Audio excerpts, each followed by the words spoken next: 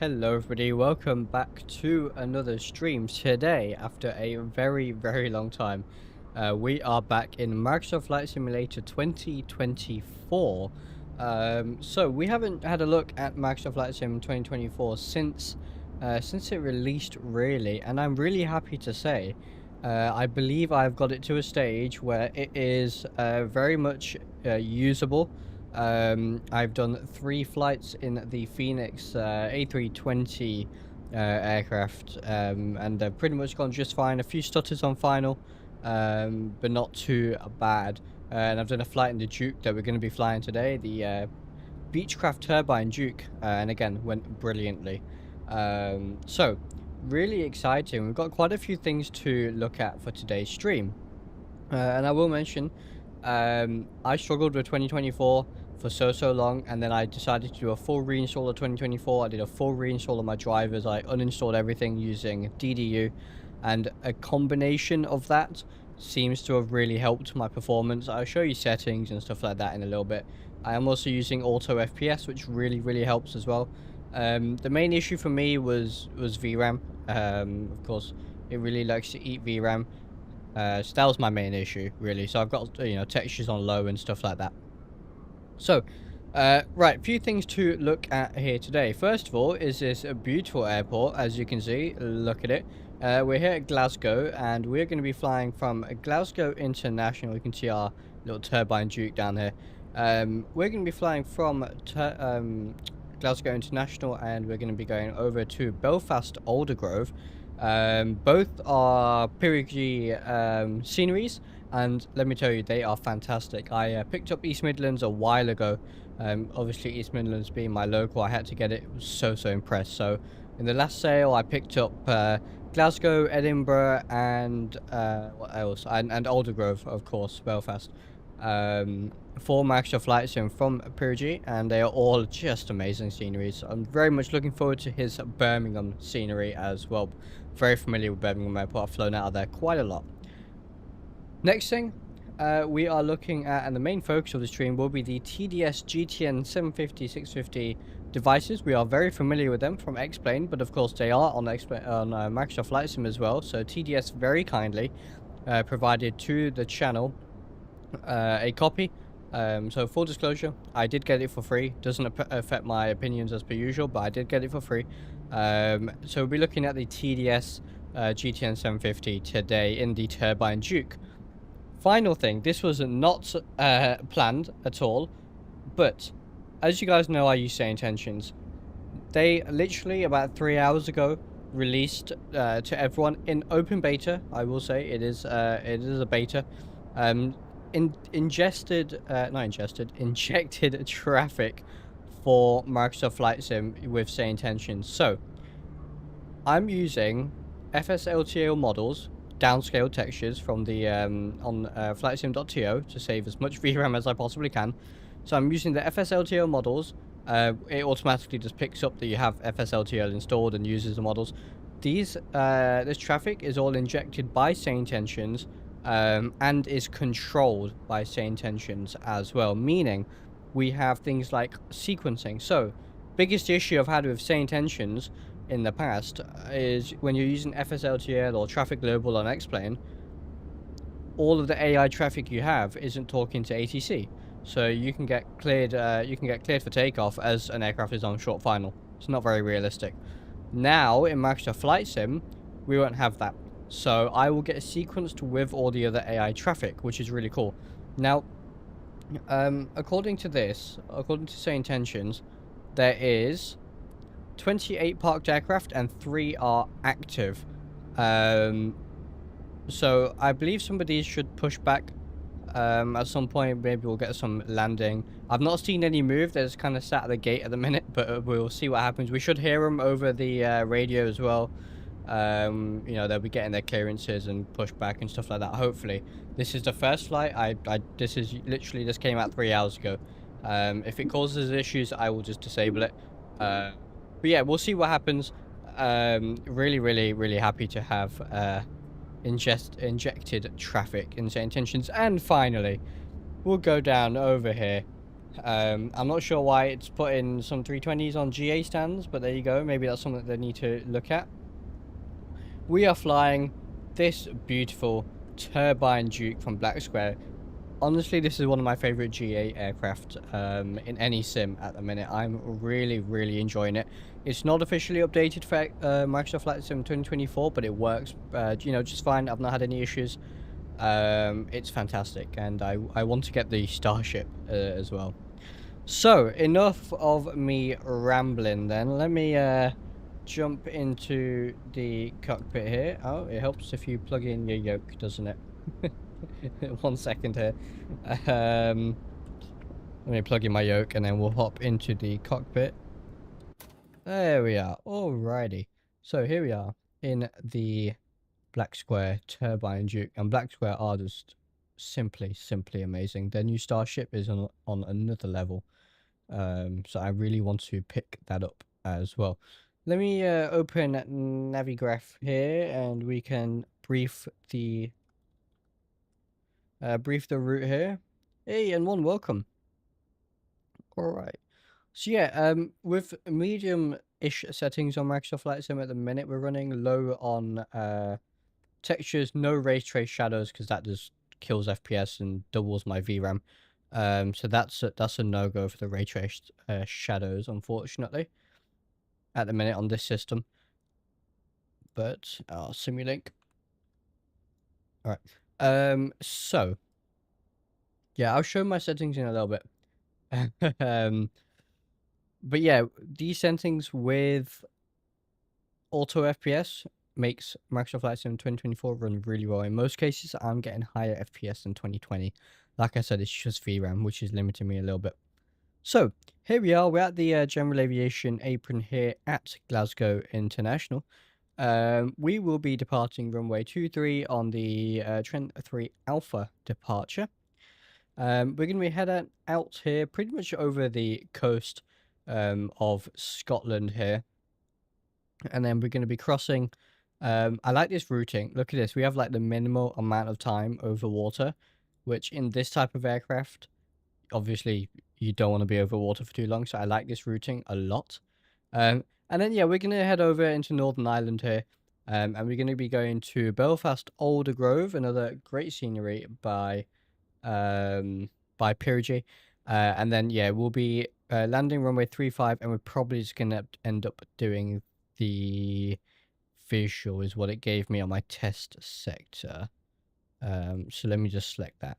And yeah, so it's probably going to give us a visual for 3-5. It's beautiful weather. Turbine piston. Turbine piston? Oh, I gotta say that's rude. I gotta say I love the turbine variant of this, but we'll fly the piston as well at some point. I just love the turbine. I love the sounds. Speaking of, I'm gonna open the window and we are gonna start engine number 1 first for the sounds. So what else do I need? I need to set up get my Navigraph up on my tablet here real quick. And then we're gonna go, and we are gonna try and do this as procedurally accurate as we can. So, yeah, I'm really hoping we get some traffic moving. All of this same tension traffic is just sat at the gate or at remote aprons at the minute. I've not seen any movement. So let's see what happens there. Right. I need to very quickly get the checklist up. My apologies. And then we're gonna get up there. So, turbine Duke manual. And yeah, I'm just gonna bring up the checklist that is included.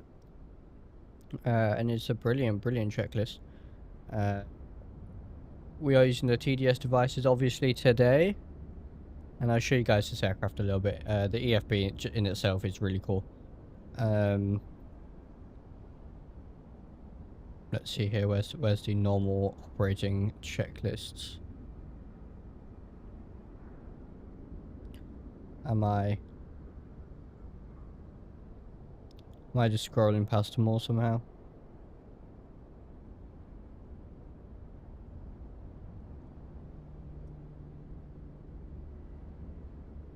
Checklist. Alright, here we are, normal checklist. Okay.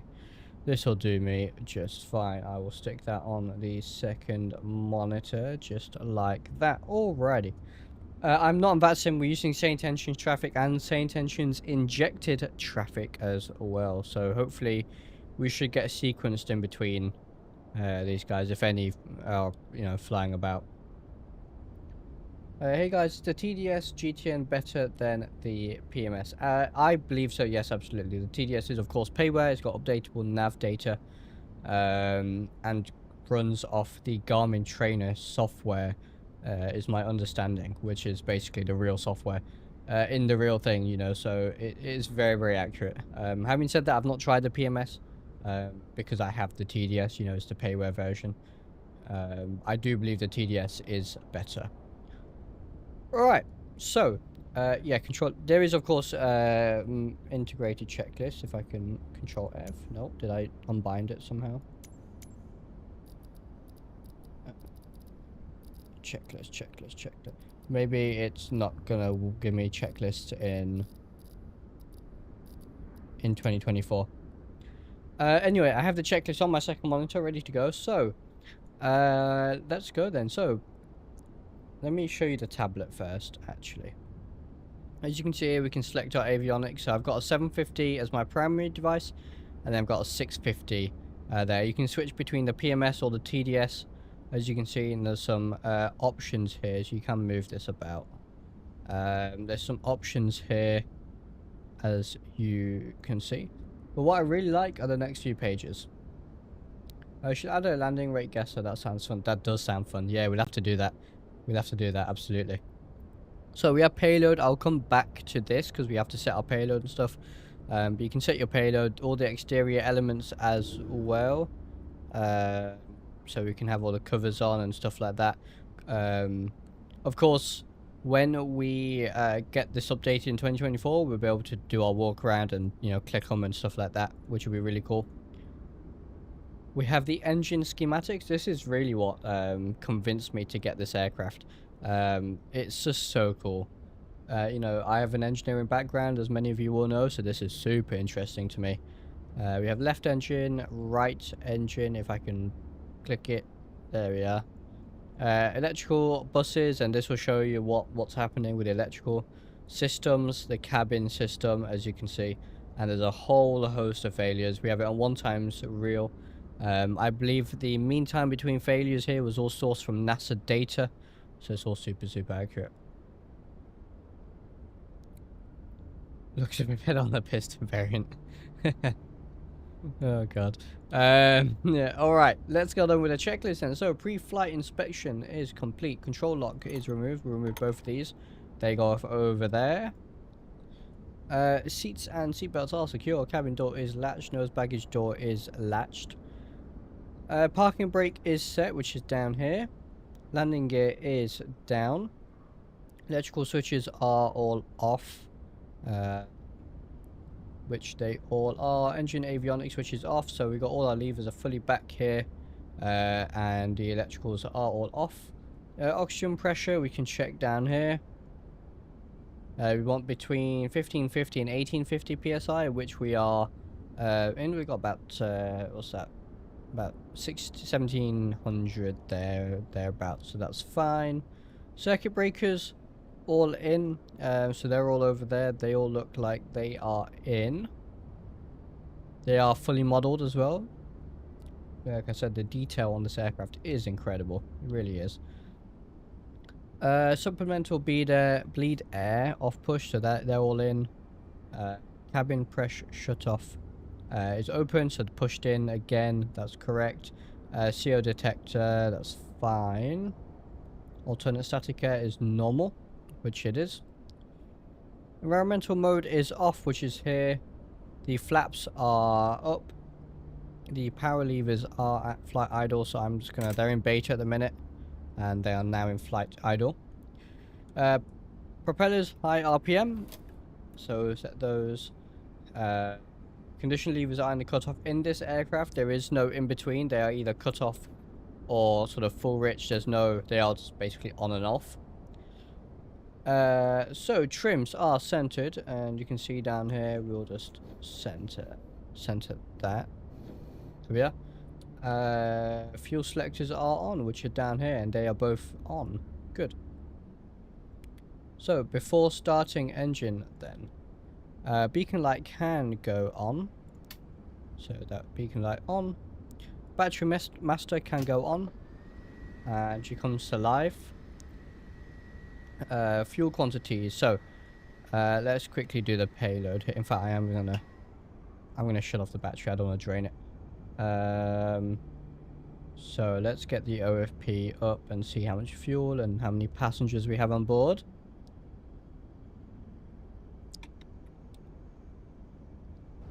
Any movement on the traffic? I don't think so. I don't think they're moving. Maybe they're a little bit stuck. Or maybe they're just, there's no flights at this time of day. I don't know. It's nice to have them at the gate at least. At least the airport doesn't feel empty, but it would be nice if they actually move around a little bit, which I'm sure they're meant to. Again, it's beta, so I fully expect issues with this injected traffic. A bit risky.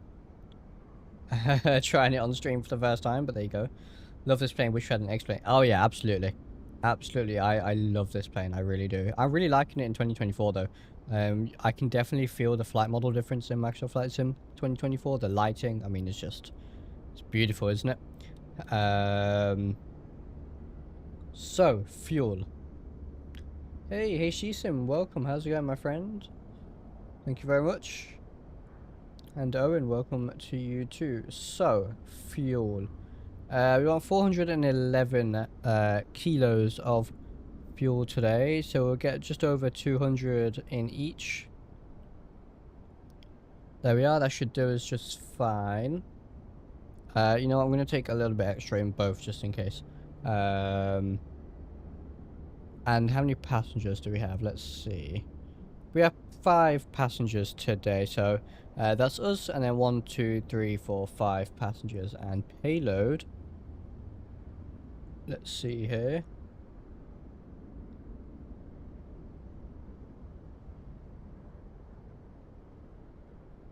We actually have quite a lot of payload. 125 kilos of payload. So 127, that'll do us just fine. And that puts our CG. Look at that. Beautiful. Absolutely beautiful. Alright. So fuel and payload is done. We can get the battery back on. Fuel enunciators check 75 gallons aside, which is correct. I believe that does translate correctly to the amount of fuel we should have. So enunciators test and consider. So we can hit the test button here, and they're all working, and we can consider all of these. These are all pretty normal. Engines are off, the anti-ice is off, oil doors are closed, pitot heat is off. That's all good. So we can check the voltages now. So we want 23 volts minimum. We can check down here on the VDC. Battery 2, 25, and both. We want ignition then, so on both we want auto then on. You can hear it going. And we'll do it on this side, auto, then on. We check the pumps, so you can hear it and you can hear fuel pressure. Sorry, you can see the fuel pressure and you can audibly hear the pump. We check the right one. Now we have fuel pressure and you can hear the pump. We'll check the aux pumps as well. Slightly different sound. Boris did the sounds for this, by the way. Just amazing sounds. Seriously amazing. And pressure, and we can hear the pump. Good. So now we're gonna start the engines. So, hey Wycliffe out, good to see you. I finally have a data strip that's working. Elevatics was a dog's dinner. Sometimes it works, most of the time it didn't. I have FlyLive working now. Brilliant, Wycliffe, brilliant. Yeah, FlyLive is really good. It's old, and the I'm just gonna turn his ignition off while I talk for a second. FlyLive is great. It is a little bit old. The database for the airports where you put the ICO codes is a little bit old, so you might get issues with newer airports. But otherwise it works beautifully, you know, super customizable as well. Welcome to the stream. Right, let's go ahead and start these engines then. We got the window open. We're going to start number 1 first. Let's get lossless scaling going. Alright, so what I'm going to do is I'm going to hit the starter. I'm going to watch my NG. I'm going to let it max motor. Once the NG stabilizes, I will add the fuel in, and then we'll watch the ITT and all that good stuff. Alright, so we have enough voltage. We need at least 15%, by the way, to actually start the engine. Oh yes, there it goes. So we need at least 15, but we are going to max motor it. So we have our minimum of 15. We're going to let it motor. Let's see what we can get out of it. Normally around 18.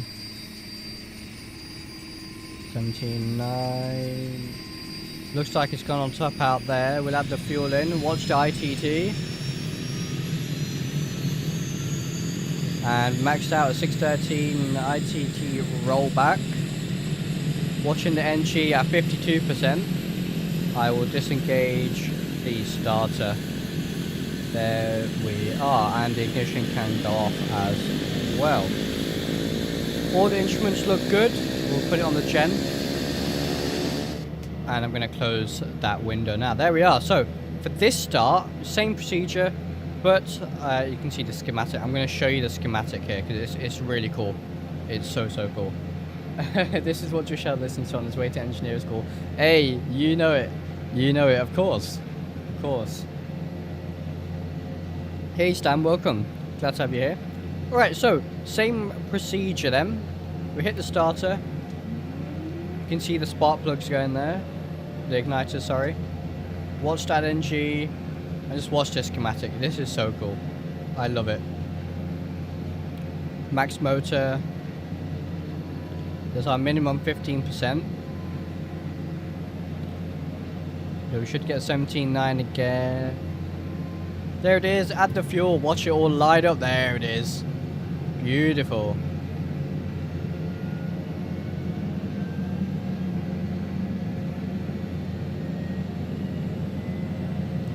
And 52% starter off. Put it on the gen, ignition's off as well.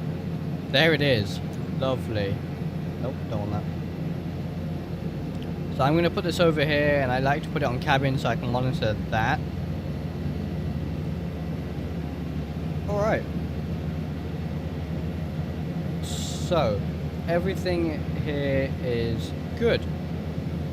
Now what we can do, get the lights on, so nav lights can go on. I'm going to get the panel lights on as well.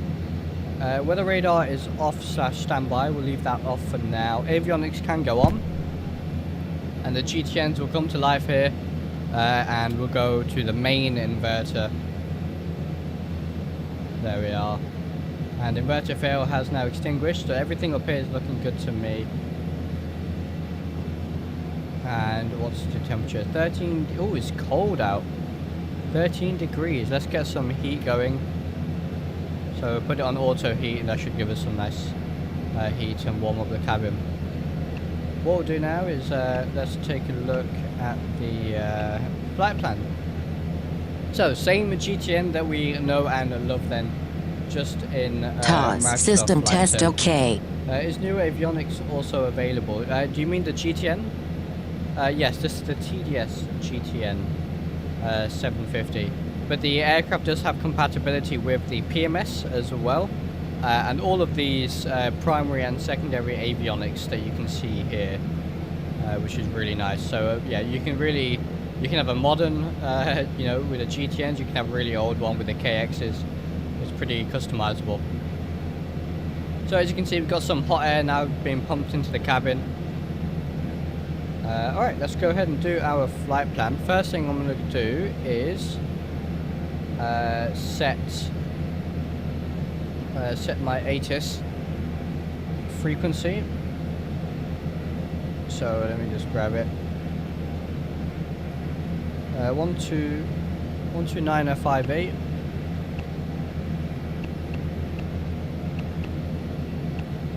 Put that in. Altitude, and if flight following is requested, We'll take a listen to read this. back all runway and hold short instructions.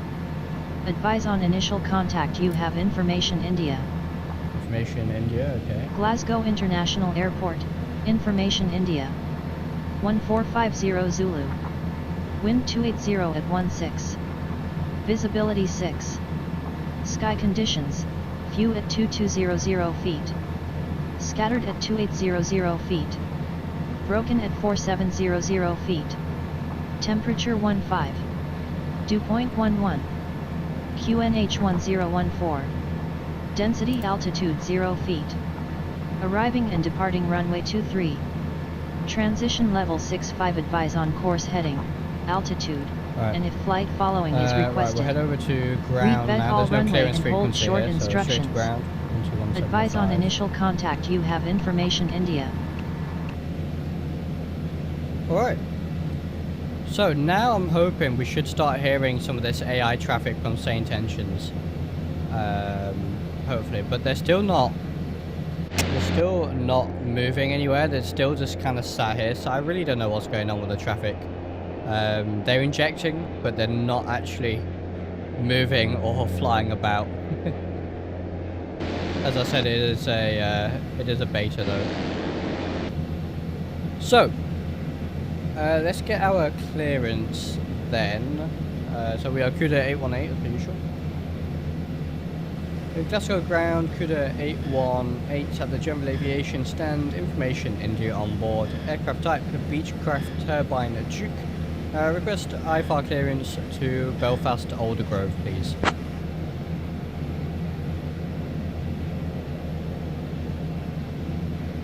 Give me 1 second for that clearance.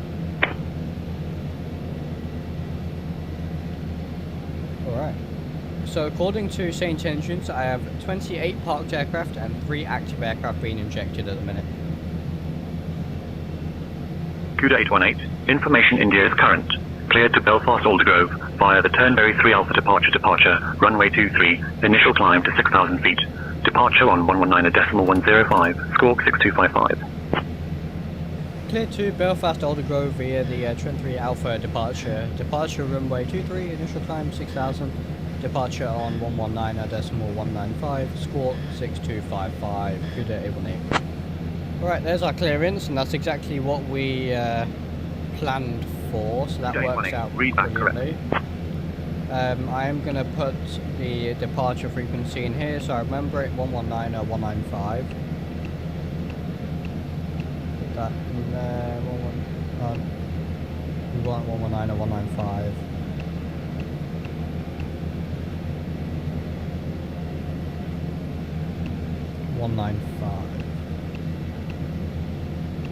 Why can't I? 119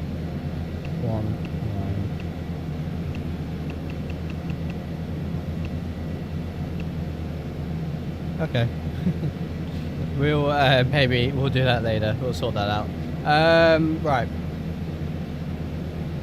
6,000 transfer departure. Squawk 6255. Put CUDA 818 in here.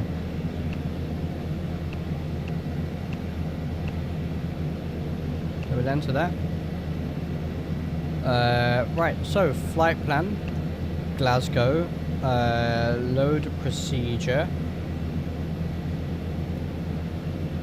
and we are going to be departing on the Trent 3 Alpha departure. There it is. And it's picked up the runway and the transition, so we will load that. Scroll to the bottom here. After Turnberry, we are going to check the flight plan here. Hope the sounds are all okay for you guys.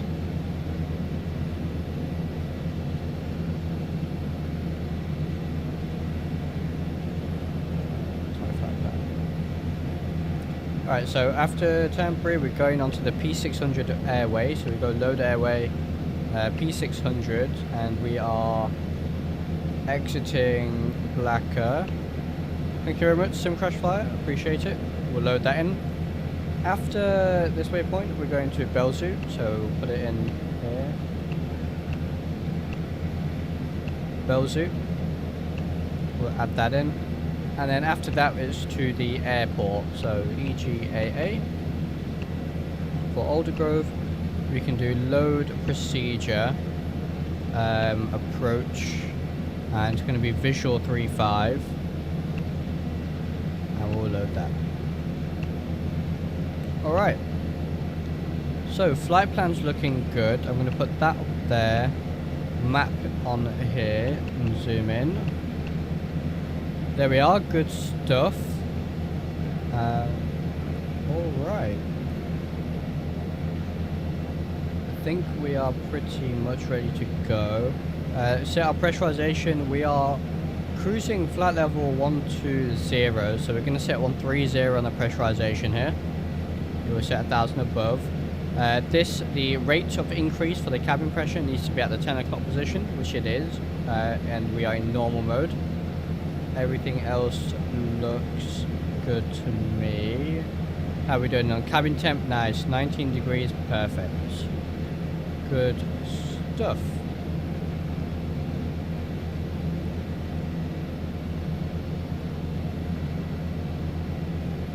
Right, pitch trim can go on as well. And I think we are ready to get our permission to taxi. Very cool, M1. Alright. Glasgow ground, CUDA 818. At the General Aviation stand, we are ready to taxi.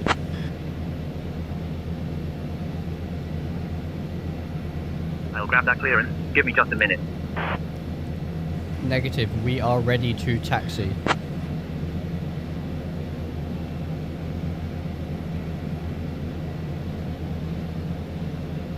CUDA 818, taxi to runway 23 via Juliet Alpha Bravo.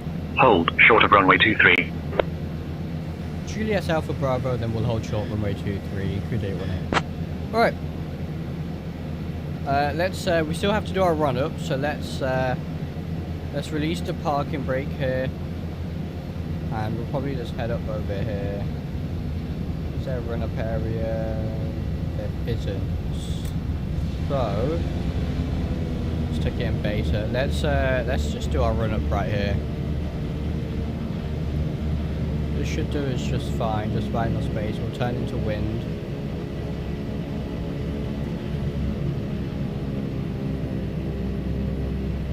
Okay, this should work for the run up. So, let's actually let them know. Glasgow ground, CUDA 818, we are doing our run up on Juliet. Okay, so get the power back to idle. There we are. Those red CUDA 818, Roger. Continue with your run up on Juliet. Advise when ready to taxi. Roger, Wilco, CUDA 818. Alright, so, run up then. Parking brake is set. Annunciators are tested and considered, so we can test them again. They're all fine for now. Remote compass then. So, let's check this. So, I don't think Microsoft Flight Sim simulates this, but we are gonna. Was that an aircraft? Oh, there we are. Now we have aircraft doing stuff. They kind of disappeared there. I didn't see them actually taxi, but there they go. We have aircraft moving, and of course we didn't hear them get their takeoff clearance because we're not speaking to Terra. Although I don't know why we didn't hear them taxi. Anyway, what were we doing? Yeah, so on the compass here, I was reading 210. Let's see what you see. So actually we're gonna call that 205, no, what am I saying? 180, 190, 200, about 207. We'll check it on this, and 207 is set, so they are aligned. Fuel selectors to crossfeed. There we go. Wing pumps on. Power levers, 2050 RPM. So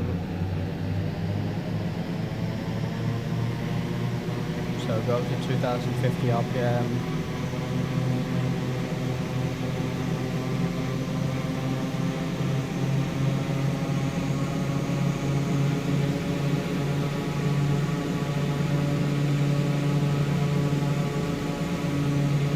This is why I took extra fuel, because this stuff can take a while. Alright, that'll do is just fine. 2050 RPM, prop governor test. So, you hit this, you'll see the RPM go down to around 2000 or 2010. There we are, 1990, that's fine. And we can do the other one now. You can see the RPM drop again. There it goes. So they are working. Oh, Owen, thank you very much for the $5 super chat. I really appreciate that. Thank you very much. Sorry I missed that initially. Really, really appreciate that, my friend. Yeah, nice sounds. Really, really nice sounds on this. Prop governor test, right. Power levers now to 2190 RPM.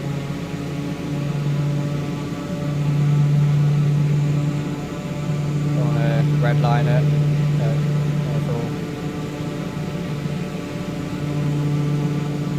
Alright, that does 2190 there, and we're going to exercise the propellers. There it goes.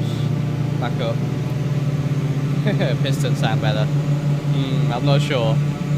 We'll exercise the right one. Brilliant. Is attention traffic now available to everyone? It is in beta. Oh, it is currently in beta, but it is now available to everyone. And I have it on today. So any traffic you see around the airport is going to be say intentions. Right, fire detector test then is here. And that's working. We'll disengage master warning there. Left generator, hold reset. That is here. and you'll see the load go to 0. There goes the load, and the other one picks it up. And we'll do the same on the right side. Load goes to 0, and the other one picks it up. Lovely.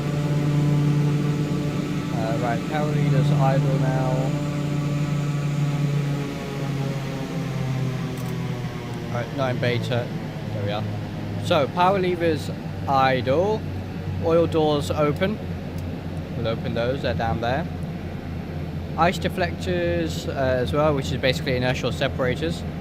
Instrument air green, no lights. So everything here does look good. Right. We're not going to do the pressurization test because it takes a really long time to do.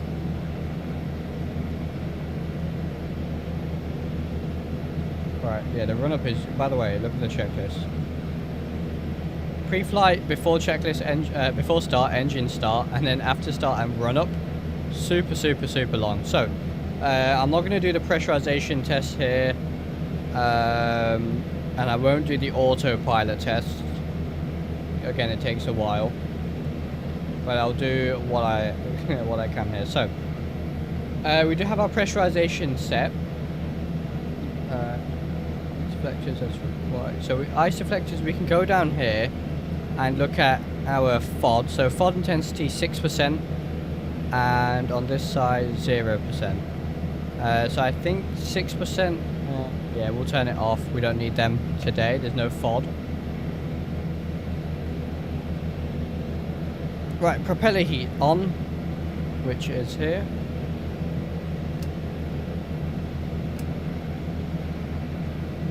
And propeller heat ground test then, which is here. And you'll see the propeller amps drop, or sorry, increase. There they go. You can see the prop amps increase as well. Why is my right one isn't working though?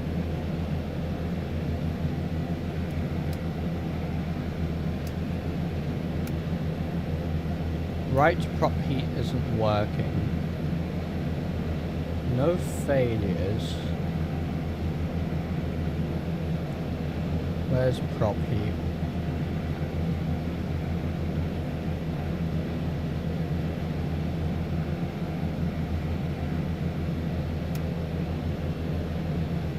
Interesting. Well, we'll say it's acceptable. We're not expecting any icing today. It's pretty warm, so we shouldn't need them. I saw that happen on V1 stream, and I can't remember how he fixed it. Propeller heat off, windshield heat on. You see the voltages go up there. And now we turn all of these on and see how the how it affects the amps here. So we should see an increase. So there's an increase. There's another increase. There's another increase. And there's another increase. So by the load increasing, we know they're working. Hey Skylar, how's it going, my friend? It's been a while. Glad to have you here. Right, windshield heat off, which it is. Pitot heats off, we don't need them. Fuel vent, yeah, we've done all that. Surface DI, so we can do a manual. You can see the boot pressure there. So you can see the pressure rising there. For the boots, that's for de-icing rather than anti-icing. There is a difference. So that's working. Good. Fuel selectors can go back to that position now. There we are. Back to just the on rather than crossfeed. And we skip the autopilot test here. Flaps. So we can see they are working. And we're not going to have any flaps for takeoff today. Window is closed. Cabin door annunciator is not illuminated. So that's good. Flight controls are free and correct. Ignition as required. We'll go auto for now. Then when we get in the air, we'll turn it off. Altimeter is set. Departure altitude is set. Runway heading. Let me set that. Runway heading for runway 23 is 229er. So let's set that. 229er, so that's 22. This is 229er. We'll line this up as well.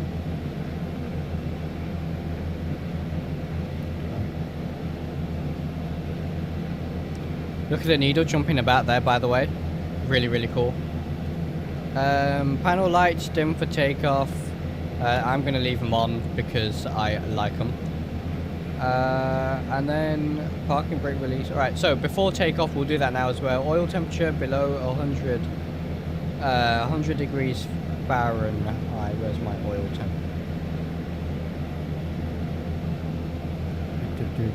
Where's my oil temp? I actually don't know where my oil temp is.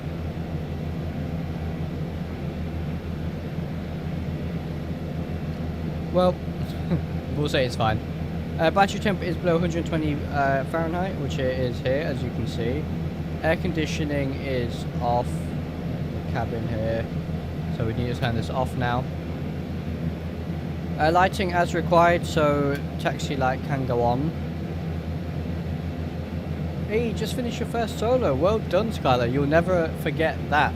I bet you enjoyed the climb rate, right, without your instructor. I remember soloing and just thinking, oh wow, this climb rate is insane, even in a 152. Well done, man. Well done. That's super, super cool. What were you flying out of interest? Transponder alt.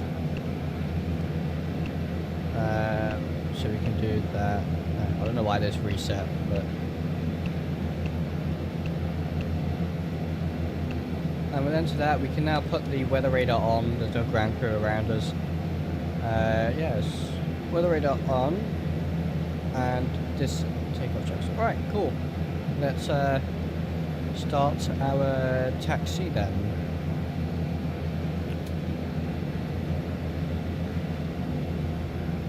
We'll get Toby eye tracker going. Hello, EasyJet.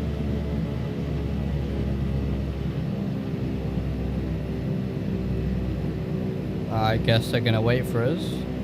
Thank you, kind sir. The CUDA 18 is continuing our taxi to runway 23. Let them know.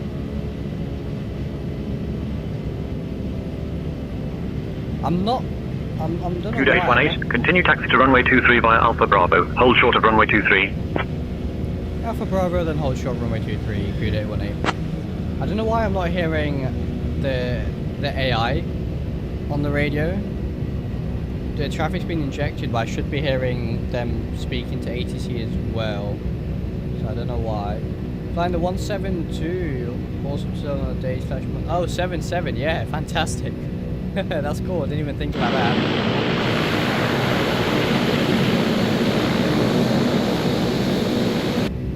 Just casually got an A320 sat behind us. Nice job, nice job. Soloing is, yeah, you'll never forget it. Absolutely.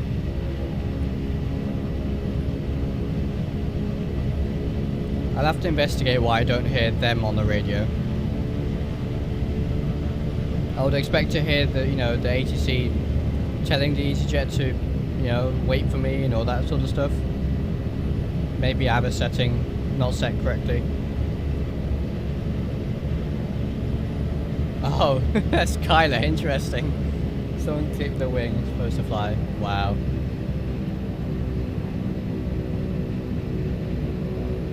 This is our exit here. How's Microsoft Flight Sim treating you? So far, so good.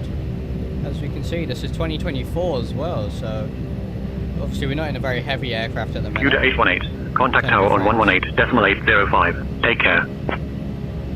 Contact tower 118.105. CUDA 818. Alright, stop it here.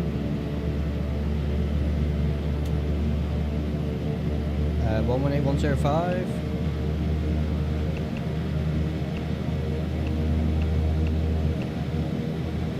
So EG, that's the wrong frequency. EGPD is not who we want.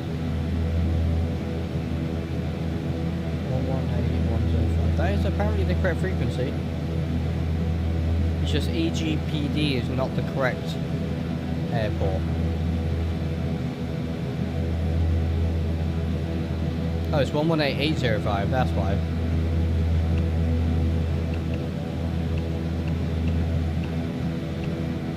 There we are, EGPF, that's what we are expecting. And we'll put our departure in. 119195. Doesn't want me to put another 5 in.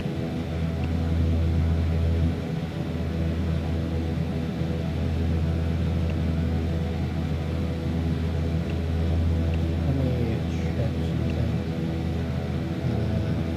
Setup. We are on 8.3 spacing. Don't know why it's not letting me put that last. It did let me earlier. What is that frequency?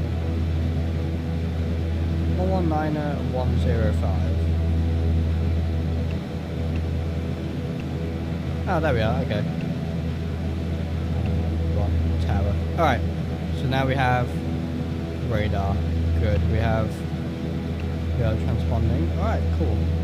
I'm in beta, so let me just get out of beta. Alright. 2024 working great for me. Brilliant. Saying finish your flight in the A350 on a 3070 and you went surprisingly good. Yeah, it's honestly really not that bad. Ribbons, welcome. How's it going, my friend? Yeah, we've got 320 sat behind us waiting.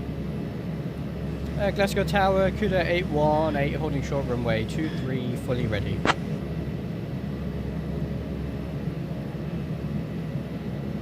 Set my TDS. CUDA 818, Glasgow Tower, runway 23, wind 290 at 11, cleared for takeoff. Cleared for takeoff, runway 23, CUDA 818. Let's go. And we'll get the lights on, strobes on. CUDA 818, affirm, cleared for takeoff, runway 23. Off we go.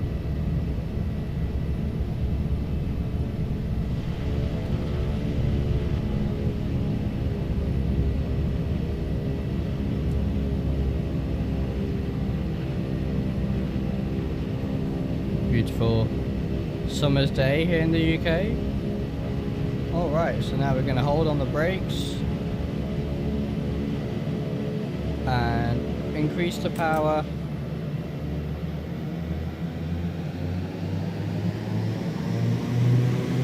So we're looking for our takeoff power. 2190 is what I'm looking for on the RPMs. 190, ITT is good. N2 is good. Release the brakes, off we go. We're going to rotate at 100 knots.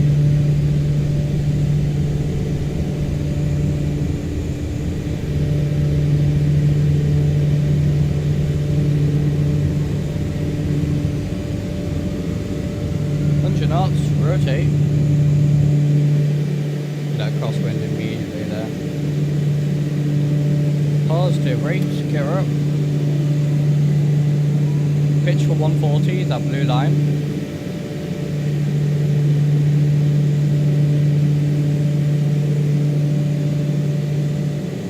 Beautiful.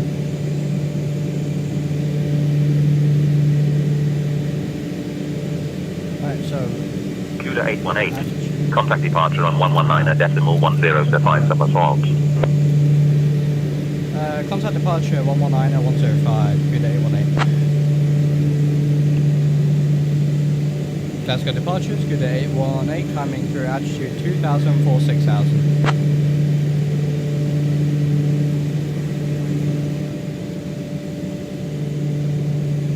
CUDA 818, Glasgow departure identified, climb. Flight level 100, direct D225 Lima. Climb flight level 100, direct D225 Lima, CUDA 818.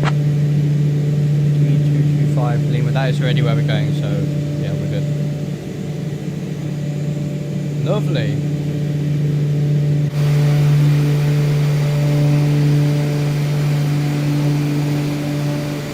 Look at that climb rate out of Glasgow. CUDA 818, climb flight level 120. Just about to see him. Climb flight level 120.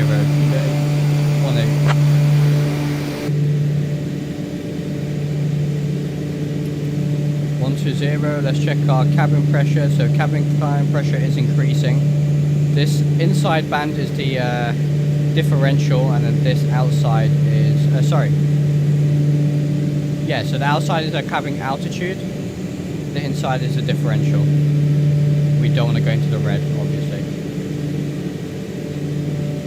But according to this, as you can see, we've set our flight altitude at 13,000, which gives us a cabin altitude of only 2,000 feet. Well, we should be good. Just going to adjust the pitch slightly. And there's the transition. So go back to the local, sorry, the standard. There it is.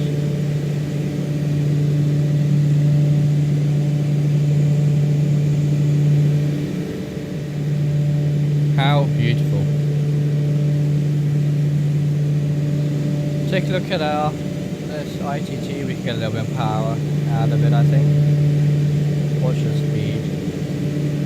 Now our limit on the ITT is 770, so we're good there. As we climb, beautiful.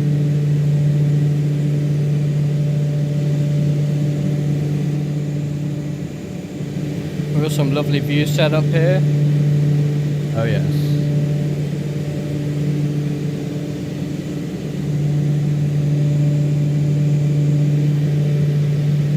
I'm not sure why I'm not getting chatter. It's interesting.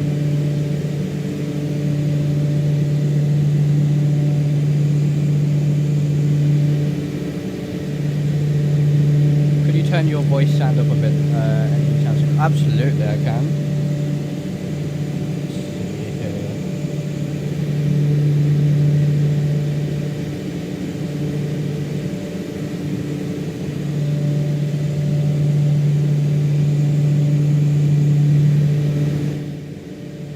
Hopefully that's a bit better. My voice sounds are maxed out at the minute, so I've just turned the sim down. You might have to turn your sounds up locally a little bit. Hopefully that's a little bit better for you guys.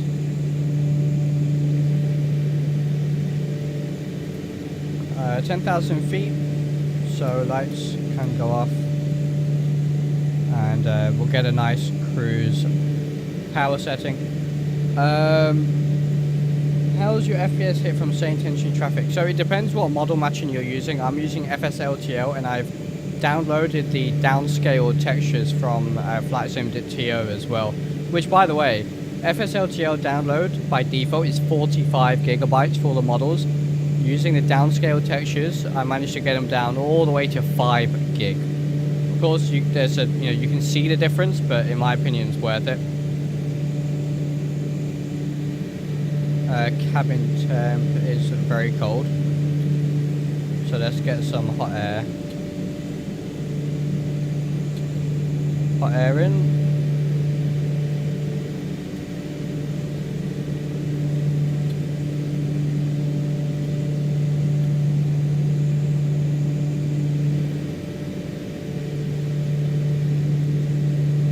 Yep, 5 gig is with the downscale textures.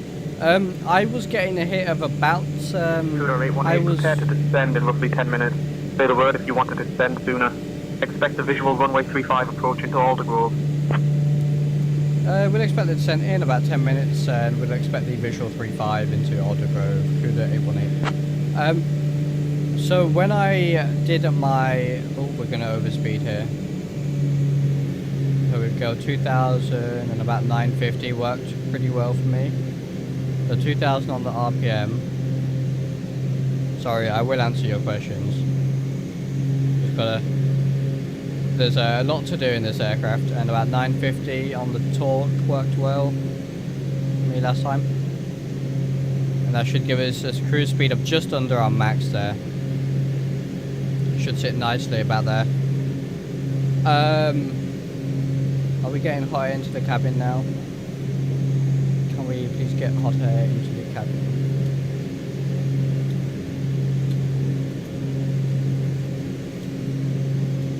Why am I not getting hot air into?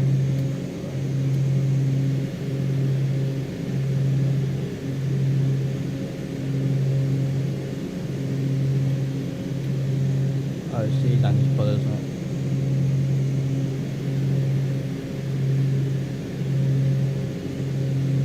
There it is. Now we get some nice hot air into the cabin. As you can see. Okay, maybe too much. We don't want to roast anyone.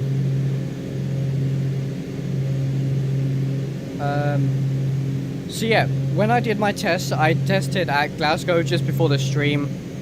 Without any traffic, I was getting, so I was using 5.4 gigs of VRAM, and I was getting 110 FPS. I turned on traffic. I have it on the setting of 4 out of 11, and I was using just 200 megabytes more VRAM, and my FPS went to about 99, so I lost about 10. Which wasn't too bad, to be fair. I'm sure there's more optimizations I could do. Absolutely one for it, absolutely.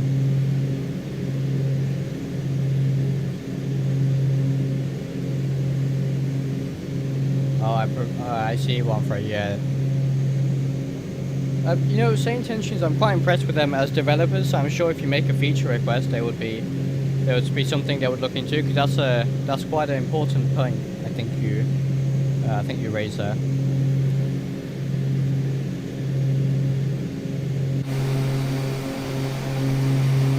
Beautiful sim. I am very happy with Microsoft Flight Sim 2024 at the minute. Both X-Plane and Microsoft Flight Sim are just running absolutely amazing. So a lot of flying.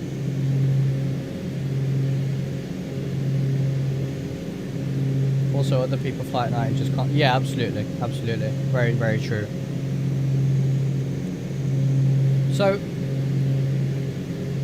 chatter, the way it works with Say Intentions, this is my understanding. Maybe I have this wrong. In the traffic setting, as you can see, it is beta. There is additional radio chatter, which, according to this, says additional radio chatter. If enabled, Say Intentions AI will add additional chatter. So this is chatter, you know, just random chatter like we had before, which I turned off because I only want chatter from aircraft I can see.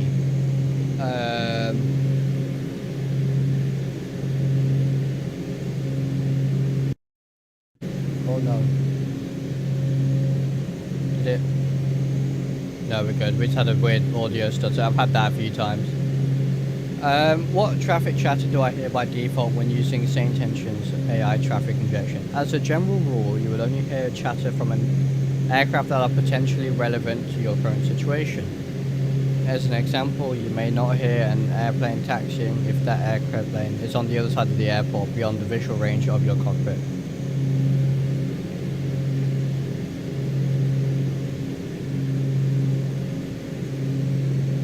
Oh, okay. So I did have it wrong. This is why I can't hear all injected traffic.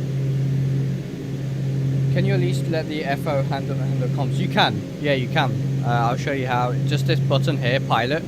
You hit that, and it will turn to co-pilot, and then the FO will handle all your comms for you.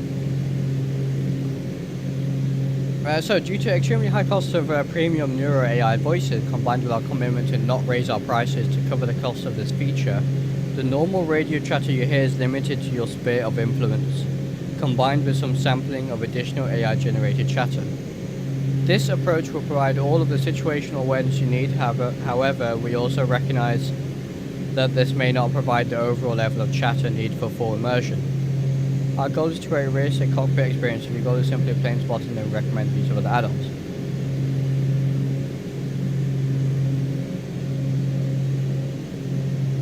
Interesting. I guess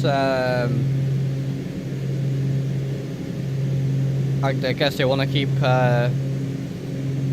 the cost down. Fair enough.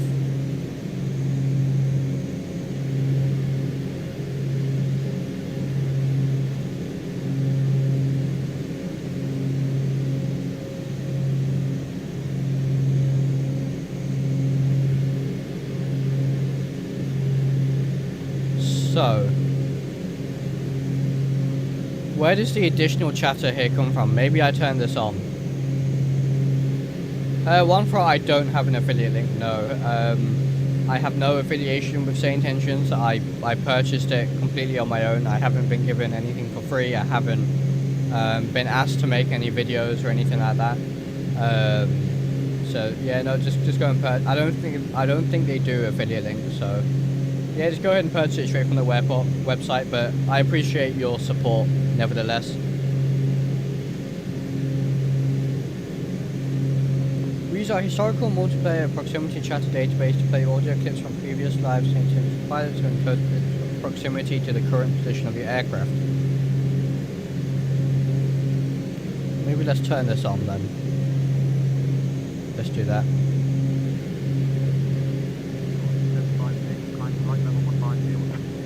There we are, now we can hear some chatter.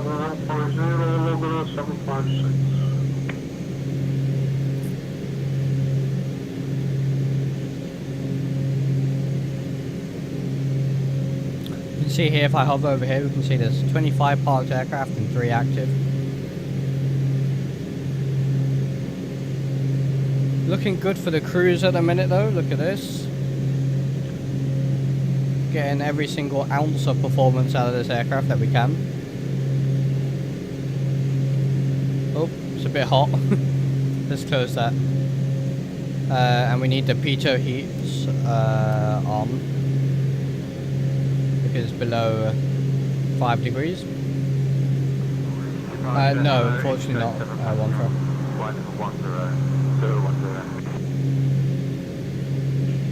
Glasgow departure identified. Climb via the city.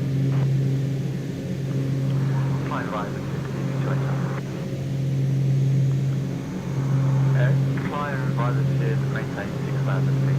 Situation. Let's have a look then. So, yes, I used to use these two, live and pre-recorded multiplayer proximity.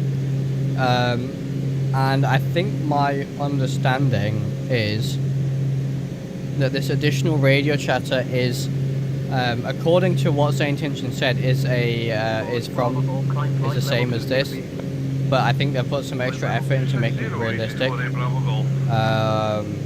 But yeah, I think we have some chatter now, so I'm going to leave it on let's say 7, 5 and 7, and see how that goes at the moment.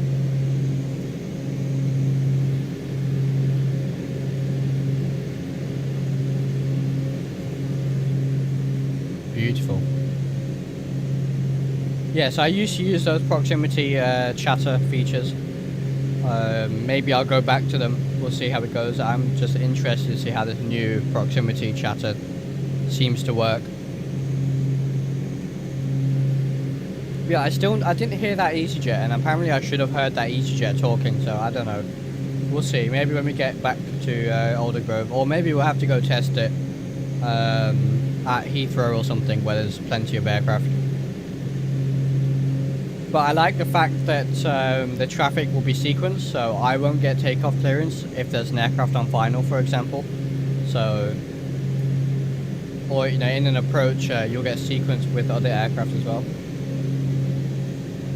I watched a setup video and proximity chatter is supposed to be for other SI users close to you. I see, right. Yes. So, let's bring it up.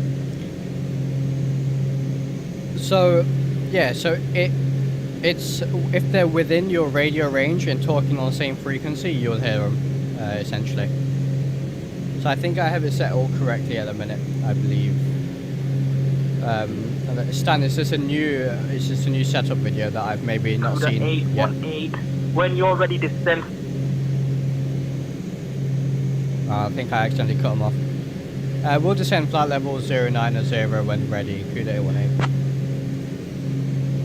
Right, we have a pretty long time to go till our descent, so I'm not going to descend just yet. CUDA 818 descend. Flight level 090 when ready. Beautiful. Very, very nice.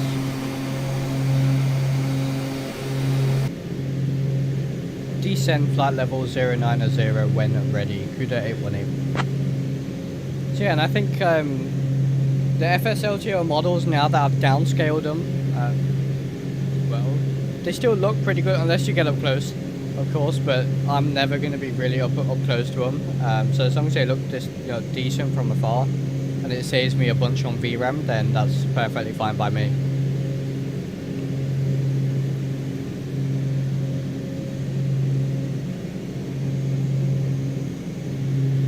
Maybe at the end, we'll head over to Heathrow and see what it looks like over there.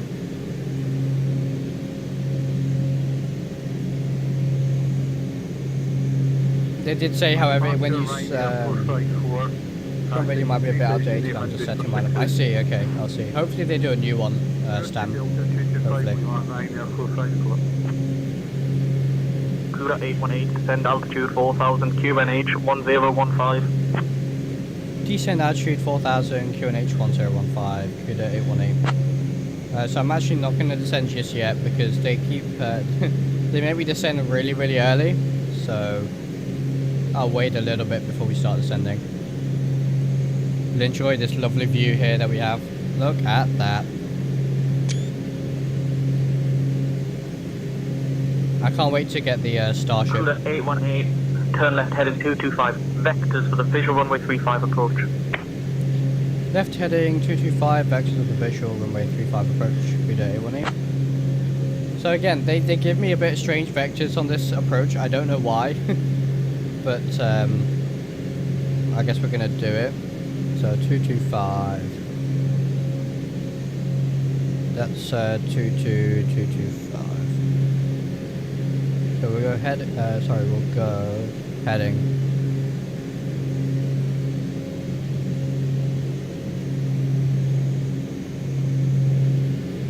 I'm gonna, let's see, what's my, if I go here, there should be traffic here. So I can see my, my bearing and my track. You can see how it's different here.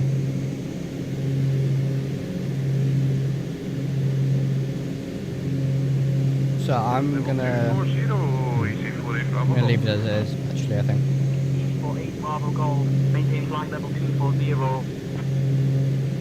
48 Bravo Golf, contact Scottish Control 135.53. Sit back and relax. I do enjoy these Jeeps. I think Blacksquare are doing amazing stuff, and you know the Starship is just as good, if not better. We'll bring that on stream at some point as well.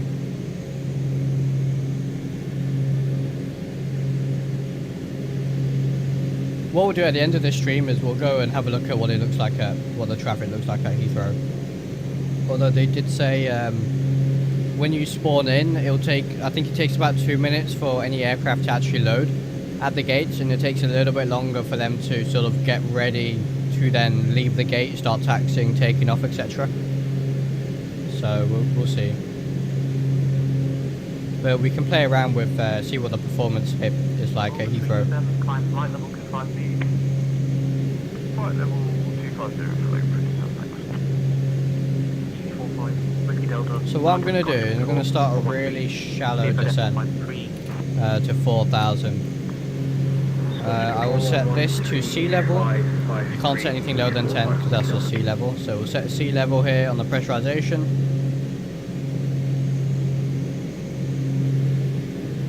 Still a bit warm, isn't it, in the cabin? And alright, we'll go attitude. And we'll pitch down. And we'll power back slightly. We don't overspeed. Probably go even shallower than that. About 700 feet per minute I'll look for. Yeah, about there, that'll do, I think. Try and keep our speed up. That should do us just fine. Line 5 got 4, turn left, heading 225. Very nice. We will take some airliners up as well. I've just been doing more and more testing.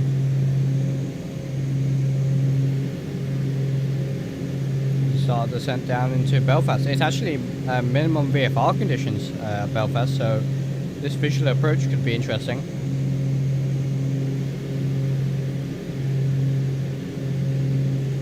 the meta. We've got scattered at 1400, broken at 2100, and then broken at 2900 as well. This could be interesting.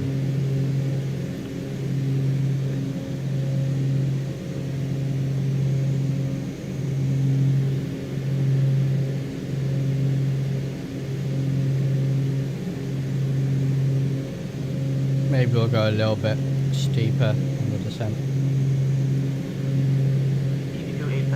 Contact Scottish Control on 13. And we'll get the lights on as we get below 10,000. Scottish Control on 135.53. Take a look at the checklist. Shuttle temperature form climb flight level 320. Contact level 320, shuttle 7 uniform.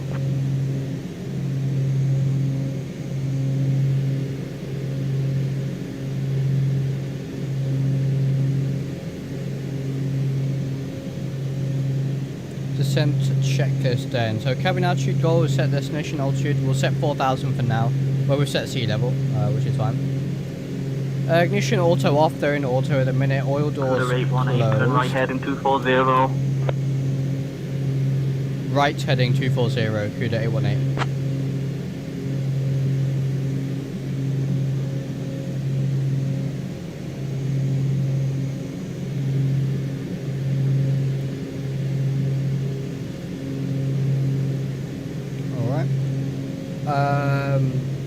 Order closed, ice flexes as required. We can leave them closed. Power levers, engine performance monitor, add protection as required. Alright. Good stuff.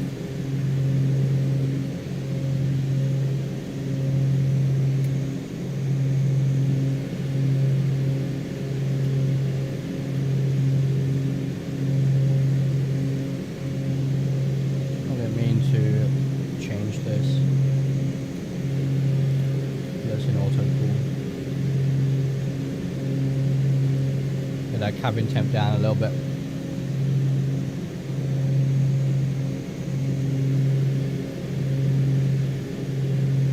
There's a lot to manage in this aircraft, especially single pilot.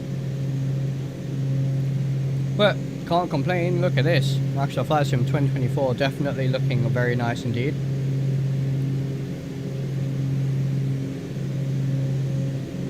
Yes. I like it. I like it a lot. This scene in particular here I think looks great.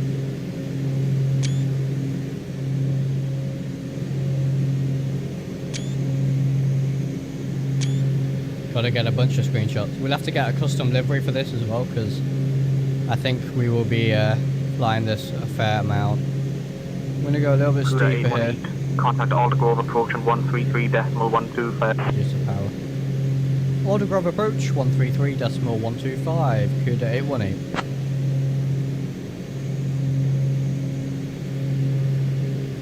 Alright, so let's contact them. 133.125. Aldergrove approach. Aldergrove approach, Cuda 818, currently heading 240, descending through flight level 076 for altitude 4,000, inbound for the visual runway 35.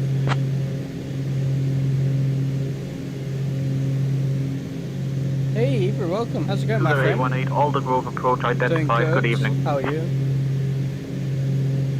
Alright, so we can see now where we are in relation to the airport. The airport is over here.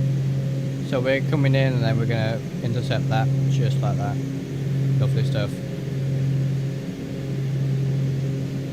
And we're looking good. A nice shallow descent here as well. Good stuff.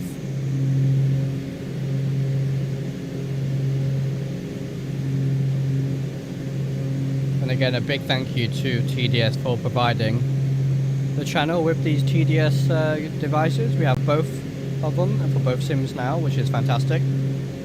I really do enjoy them. Cuda 818, Aldergrove approach, turn right heading 265. Right heading 265, Cuda 818. Alright, right heading 265. Which is here.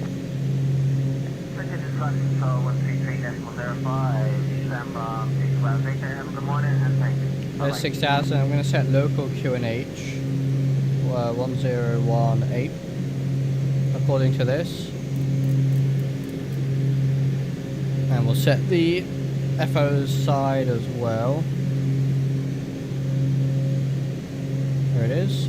So it's descending nicely. Nice rate of descent. Into the clouds we go. Outside temperature is 4 degrees. So now we don't need the heats on. It's gone cold again in the cabin.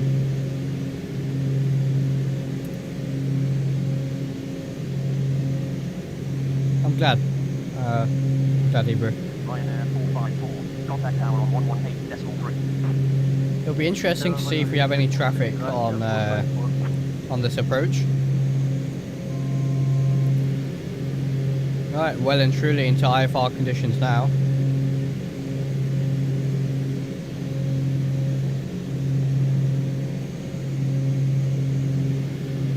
Looking forward to getting chase plane in Microsoft Flight Sim 2024 as well.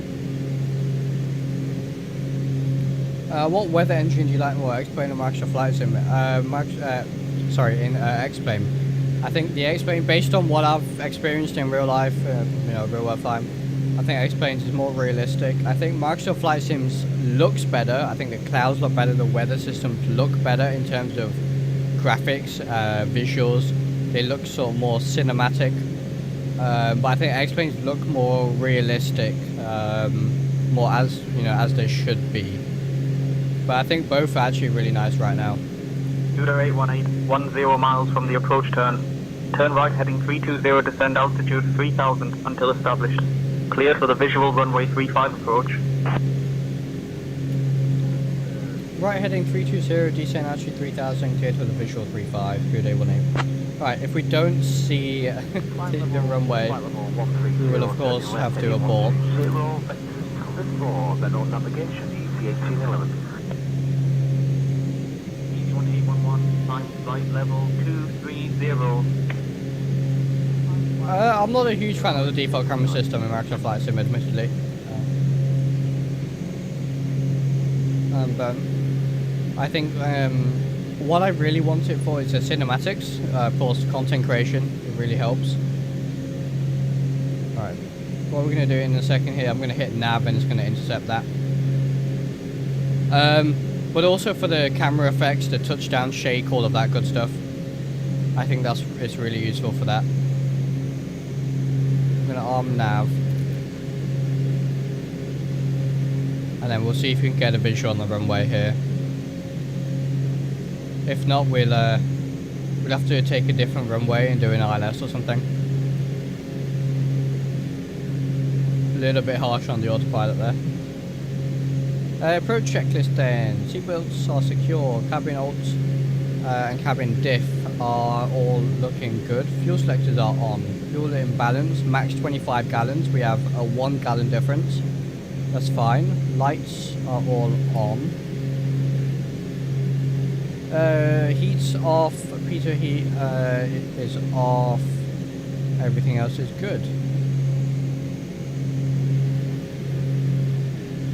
I'm going to descend lower, hopefully to get better visual on this runway.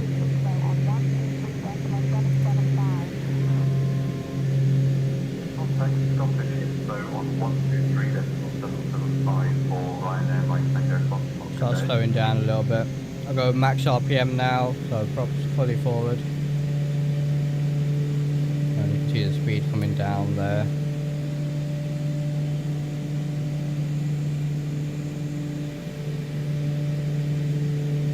Alright, I have a visual on the runway, so we'll level out at 2000. And then I'll take the controls. We obviously will below the Glasgow, but we kind of had to do that. 118.3. Aldergrove Tower, 118.3, CUDA 818. I'm going to add some power here as we level off. Yeah, we had to sort of come underneath the clouds so we can actually see. Aldergrove Tower then. 118.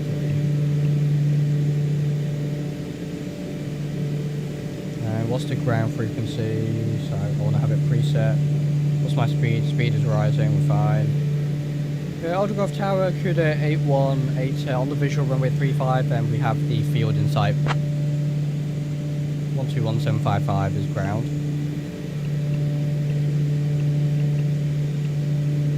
CUDA 818, Aldergrove Tower. Winds 310 at 18. Runway 35, cleared to land. Runway 35, clear to land, CUDA 818. Alright, flight director's away. I have control, no autopilot. And we'll bring it in. I think we just have our landing checklist to do, don't we?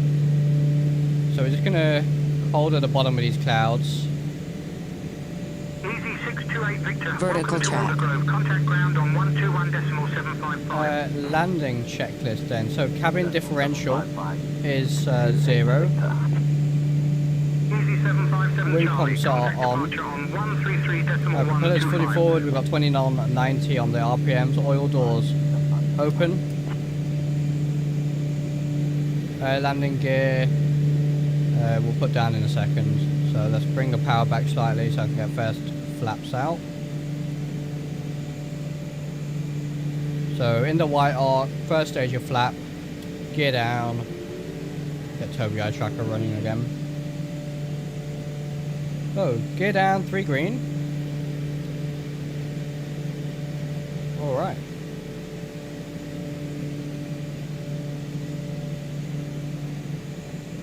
And I'm not going to go final stage of flap yet. Realize this will turn into an incredibly long approach. It is, however, beautiful. See if I can get a sky dolly up. I've not actually tried it yet with Microsoft Flight Sim 2024, so let's just hope that works. Right, there's one white on the Pappies. Off sense line, so we'll come back.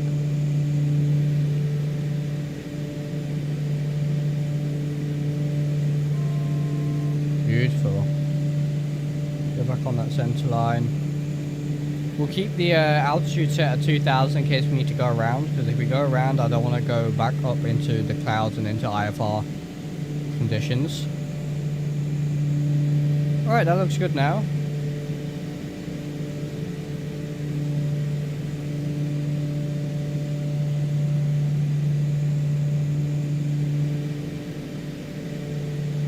Runway 17, clear for takeoff. 20 stars off Upper Delta. And we'll go final stage of flap now. 20 stars off Upper Delta. Retrim the aircraft. The nose wants to rise as we add flaps. Papa Delta contact departure on 133.125. Departure on 133.125. And approach speed is about 100 knots. We're going to aim for that red line. Yeah, I think chase plane looks fantastic. The only thing stopping me from getting it was no Toby Eye Tracker support, but they did announce at Flight Sim Expo that they're bringing that. So as soon as they bring it to 2024, I will be getting that. So I think especially for content creators, it's going to be very useful. So, you know, as we're sat chatting in cruise, we can have cinematics going and all that good stuff. Or even during the intro and outro. I'm going to turn Toby Eye Tracker off now, don't need it. This is the only thing I have. I turn Toby Eye Tracker off and it turns itself back on. Some issue with Microsoft Flight Sim not turning on and off tracking properly. It's very strange. Contact ground on 121.755. Here we are. Aircraft's handling very nice.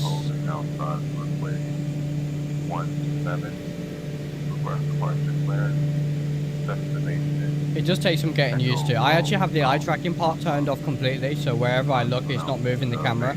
I just use the head tracking 500 aspect.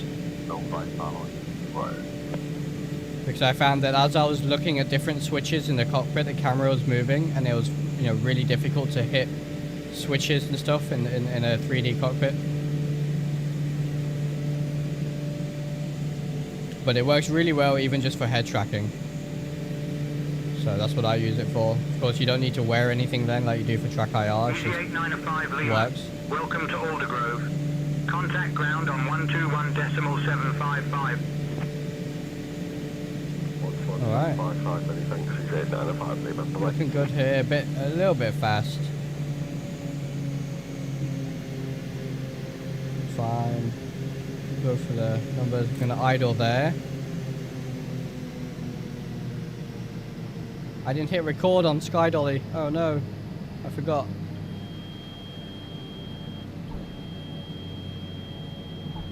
Get it down. There it is. Alright, we are just gonna let it roll to the end.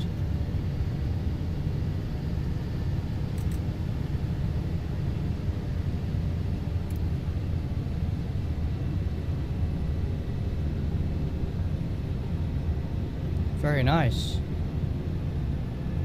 A lot of fun. I almost, I floated that. I ballooned like crazy because I tried to get Sky Dolly recording.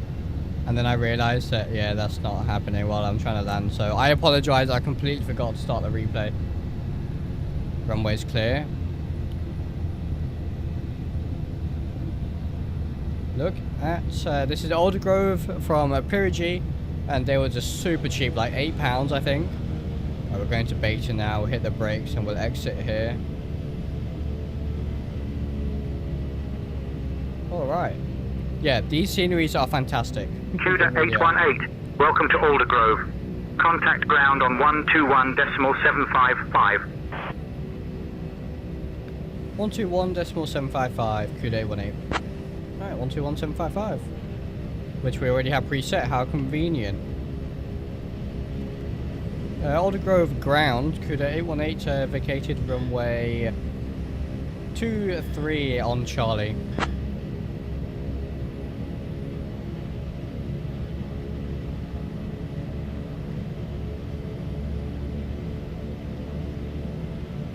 Cuda 818, Aldergrove ground, vacate runway 35 on Charlie. Aldergrove ground, Cuda 818, request taxi back to the EGAA apron. Landing light off. CCAS can come off as well. Cuda 818, taxi to general aviation parking via Charlie, Lima. Good day. General aviation parking via Charlie, then Lima, Cuda 818. Alright, so it's just straight down. Beautiful. Beautiful, beautiful, beautiful. You can see that traffic here injected by say intentions.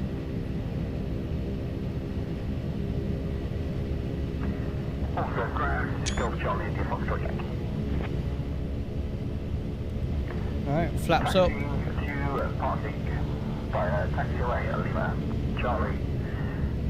Watch where we're going. See, as you can see, the models still look, this is downscale textures and they still look perfectly fine.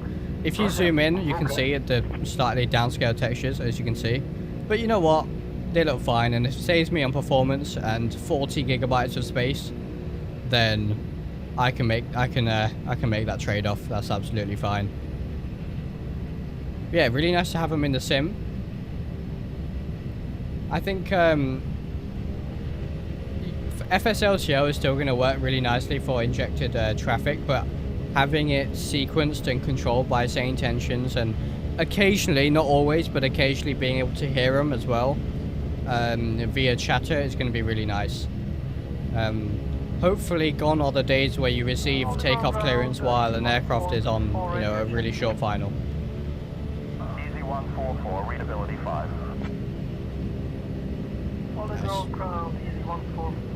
Yeah, that it always having to do the replay automatically in Microsoft Flight Sim. I always forget. I always forget.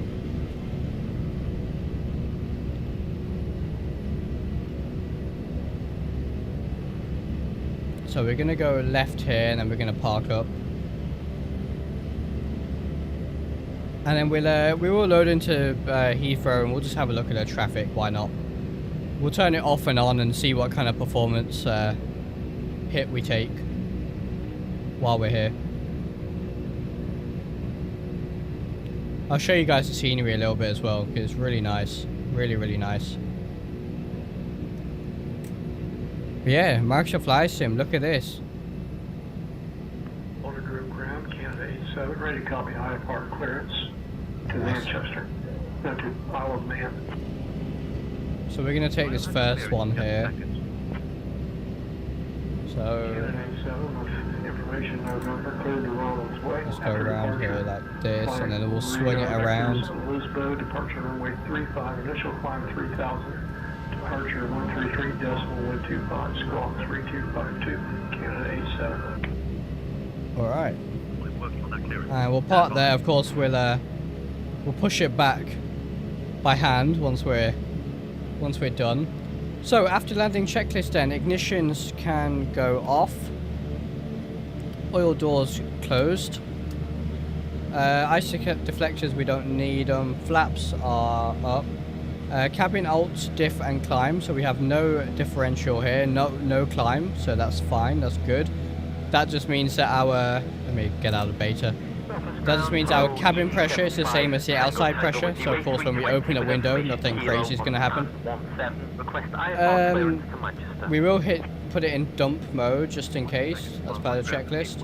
Weather radar is off. Lights, taxi light can now come off.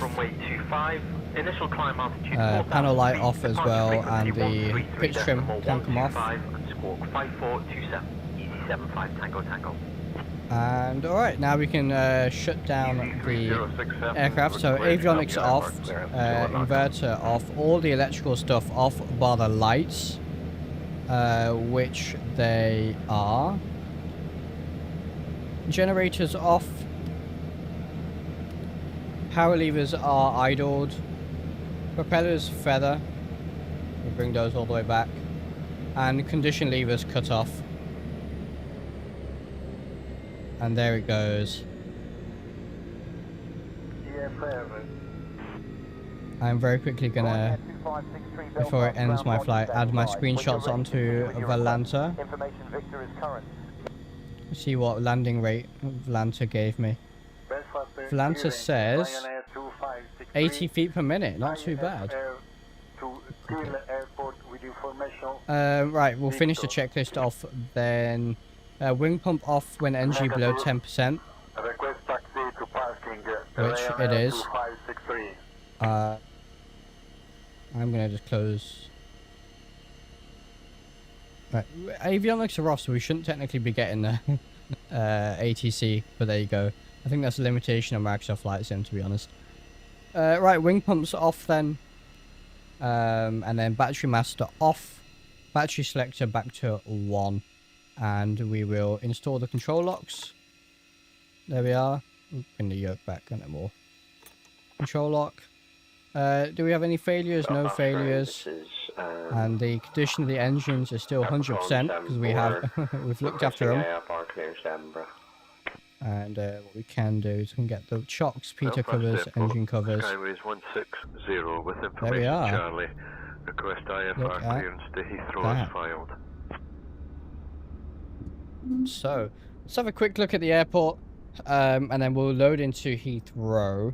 I did upgrade it to the Innie builds, the new, premium, deluxe, whatever they call it. Heathrow. I had the old 2020 version, so it's all fully upgraded for 2024 now. Yeah, as you can see, really, really nice.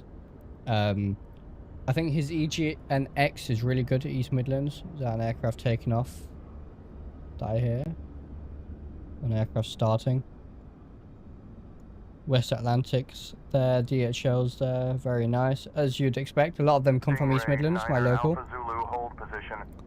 But yeah, it's a really nice scenery. If I can get in here, you can see the interior is modelled almost to a ridiculous scale. It's incredibly well detailed. Look at this. It's actually people walking about. I'm not, I don't really care a huge amount about terminals, but when you have great performance and a nice terminal like this, can't complain. Look at that. Some Doritos. Yeah, it's a nice terminal building. Perugi has done just an amazing job. So we can head through the terminal. I'm not familiar with Belfast, but so you've got a Starbucks here. There's people working, and they're actually animated. Look, typing away. It's ridiculous. It's a crazy amount of detail. I honestly I'm not, you know, I'm not saying I don't like it. I do.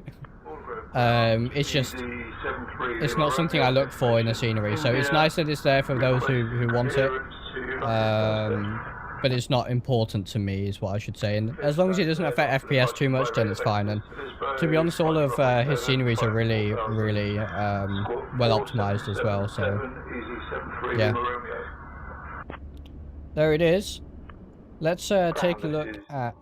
Easy, November, let's take a look at Heathrow.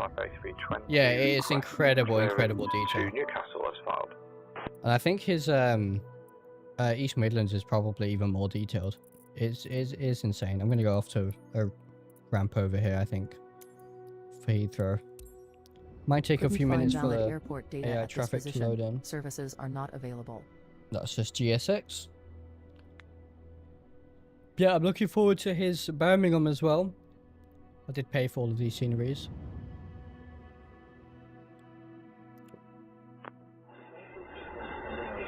Departure. Midland 193 requesting IFR clearance to Nice if possible, please. Clearance on request. Turn Stand by. off. Go free cam. Turn off track IR. Bit of stuttering.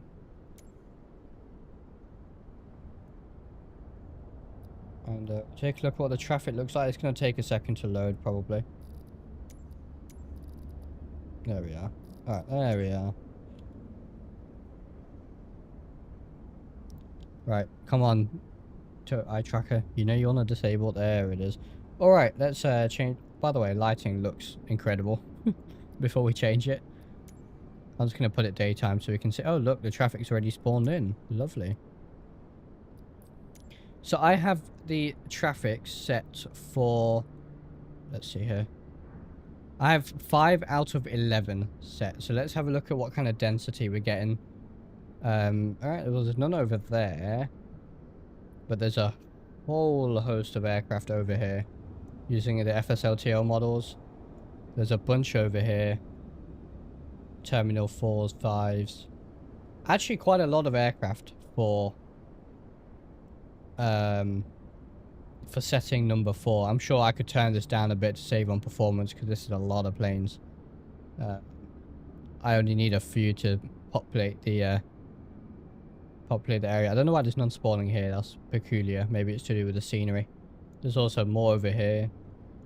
There's cargo ramp over there. Loads of planes. That's a lot of planes. That is a lot of planes actually that are being injected. That's more than I ever got with FSLTO. Where did you get the FSLTO low-res planes? Let me grab you a link. The install isn't too difficult. Just follow it. It's just dragging and dropping files, basically. Nothing crazy. So, let's now do a performance check. So, let me disable this and bring up... I'm going to disable loss of scaling, bring up this lovely Steam performance overlay for us, and let's have a look now. So if I just leave it like this, maybe overlooking the airport, we can see at the minute we're getting, how many airplanes are being injected? 100 planes being injected and 4 are active. We're getting FPS, let's see what it's going to settle at. 46, 48, 7.6 gigs of VRAM being used. If I now turn it off, let's see what difference it makes. So I'm going to turn it off completely. You'll see all the planes disappear here in a second. There they go. Let's see what happens now to my FPS. So FPS goes up to 54 now. And 7.6.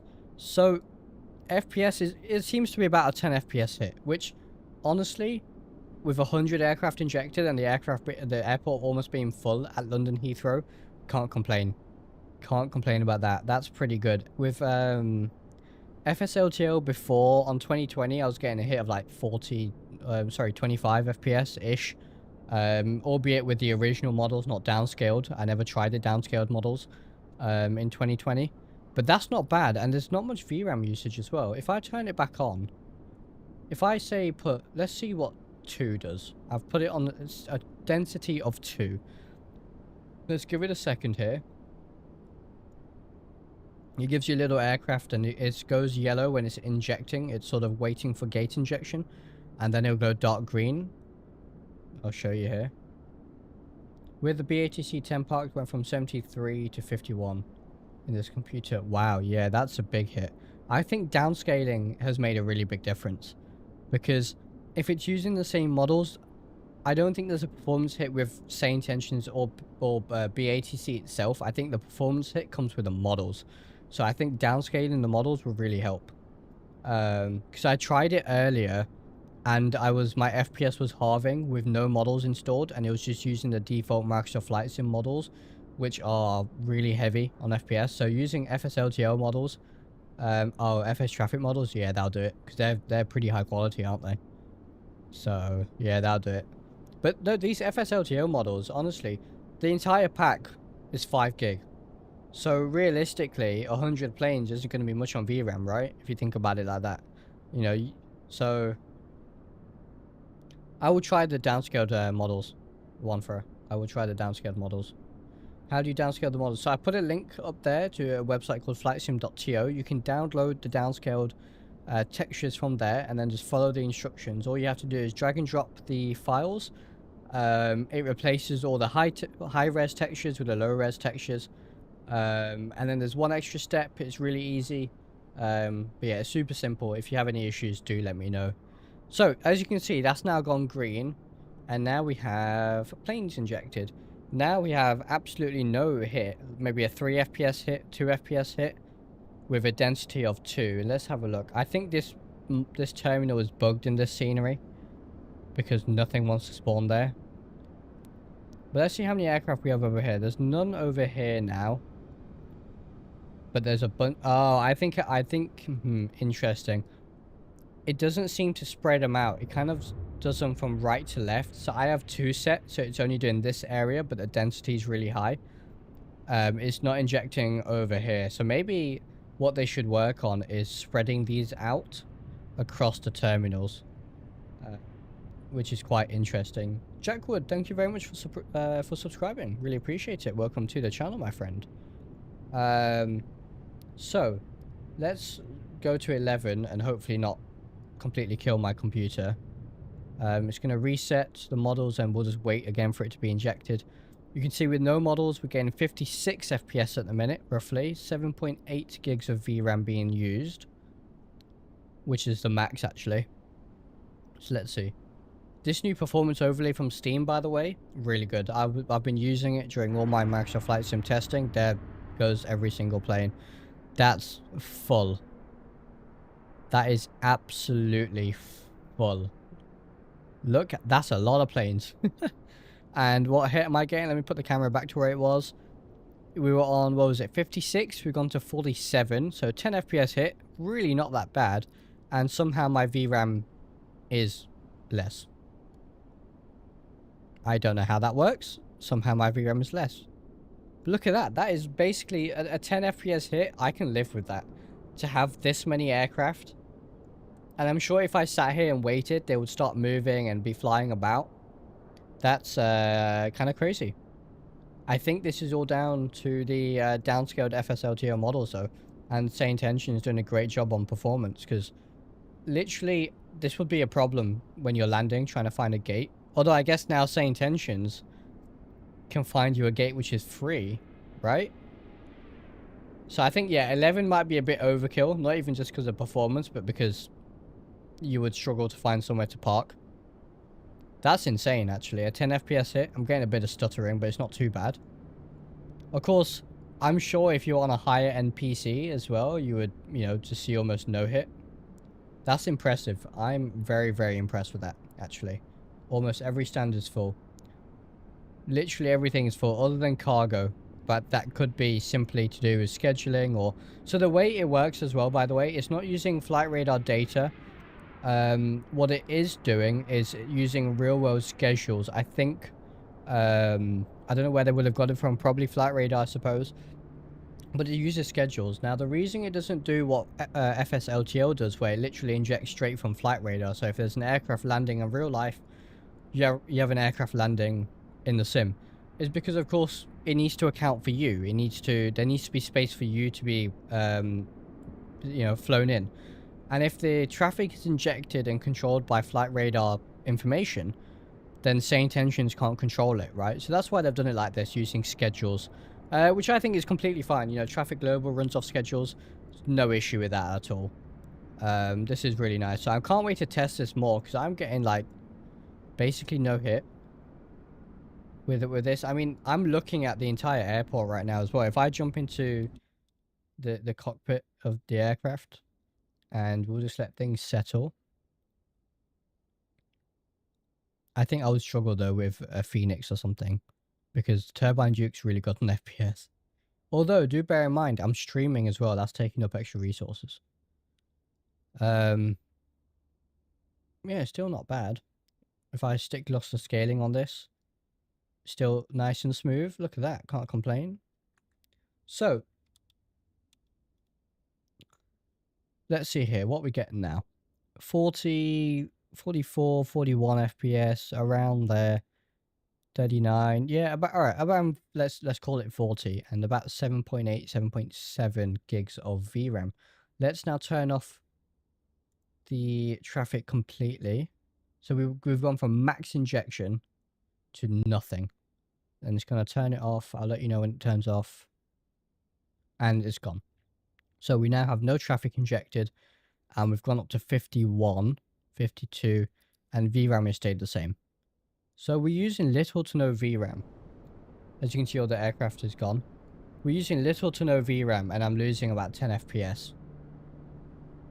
That's incredible. Almost unbelievable. Especially on my system, which I'm pushing it to the max to be able to run. To be able to run Microsoft Flight Sim 2024. Let's jump in the PMDG and see how it goes. Bearing in mind, I'm streaming and all sorts at the minute. And I found Microsoft Flight Sim performance degrades when you do a second flight. So if you restart in between, it seems to work a lot better. Let's just see. Let's spawn at Terminal 5 and do a little bit more testing, and then we'll call it a day here. Just to show you guys Saint Engines traffic injection, which so far, using these downscale textures for FSLTO, they still look great unless you go up close, you know. Let's see. So we'll hop into the cockpit here. Let it all load. I found the PMDG 777 and the iFly 737 MAX to perform the best with the least VRAM usage. Out of the airliners at least. Of course, the Turbine Duke is going to beat that. See how many times it takes me to turn off. There we are. Alright, so 777. Fully 2024 compatible aircraft. Let's start in the cockpit then. No lossless scaling. I'm just going to let the... I find my VRAM usage drops a little bit once I let it sort of, you know, figure itself out. But we're sitting around 44 FPS at the minute. We've got auto FPS running as well, remember. So T-LOD is at the minute down at 25, as you can see. And I'll just change... Yeah. Alright, so... FPS around 43, 40... Yeah, 43. 8.4 on the VRAM. Let's turn on traffic injection to the max. I'm going to go up all the way up to 11, maximum aircraft, and let's see what it does. So it's gone yellow, meaning it is loading the traffic.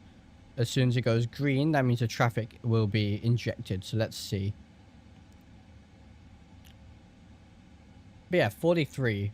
We were on 43 FPS. We'll remember that. And 8.4 gigs of VRAM. Let's see how it affects it. I'm surprised my VRAM isn't going up a lot more, to be honest. Considering I'm VRAM limited, I'm very happy. It's not using much VRAM at all. Like I said, I mean, the entire package now is 5 gig. So I can't imagine each texture is, you know, for each aircraft is using much. Of course, some are going to be duplicates with all the BA A320s. You know, it's just going to be rendering them once almost. What's your GPU? It's a 3070 Ti, 8 gigs of VRAM. As you can see up here, I'm limited to 7.8. But what I really like, has it crashed? No, it's not a crash. What I really like about this performance overlay is it tells me how much VRAM it's using even without it being maxed out. So I can see here I need more VRAM because I am maxing my VRAM out right now. What I like about this performance overlay, it is on Steam. They just released it, I think, last week. Alright, so it's gone green. We now have max traffic injection. We have 147 aircraft parked here at the minute. Insane. And let's see what it's done to our performance then. So VRAM is exactly the same, not been touched. Maybe that'll change once we go into the outside view and we look at them. FPS is down by about 4 FPS, so a minor hit. If we go out here, we can see all the other aircraft. We got the, oh look at this, we got the BEA retro aircraft. We got all the BA aircraft. Every single, oh, I don't know why there's multiple BEA. That's kind of, maybe they should look at that. There should only be one of each reg. I don't know if they can do that, but obviously this aircraft is, that's the same aircraft being injected 3 times. Slightly annoying, but there you go. Beautiful. This sim looks amazing at the minute. Every single stand is full of aircraft. Absolutely full of aircraft. That is crazy. There's just nowhere to park. There's one spot there. A few there. This is how Heathrow looks though. If you've ever been to Heathrow, it is just, you know, it is packed. It is one in, one out. Every time I've been spotting at Heathrow, there's been aircraft waiting for their parking slot to be, you know, available. So there's no slots over here. There's one there. I think there's a few there. There's a couple of ones that have been put pretty close together there, but limitations of the sim. There's a, what's this? Little bizjet over here, looks like. Embraer E145. You know what? I really can't complain about this performance. If I head back into the aircraft, let's see what kind of performance I'm getting now once it all sorts itself out. Shuttle 18 Hotel contact London Control on 123.905. So 35 FPS. Switching to London Control on 123.905. And 9.1 gigs of VRAM. The VRAM's coming down, as you can see there a little bit. Climb and maintain But that's not bad at all. If I stick lossless scaling on, that's going to give us 60 FPS, and it's, look at this, nice and smooth. If I now turn on track IR, or well, Tobii Eye Tracker, now I have full details on as well. So any builds Heathrow, full details. So, you know, there's people walking in Terminal 5. I am pushing this to the max. 140 aircraft injected, butter smooth in the PMDG 777 on a 3070 Ti.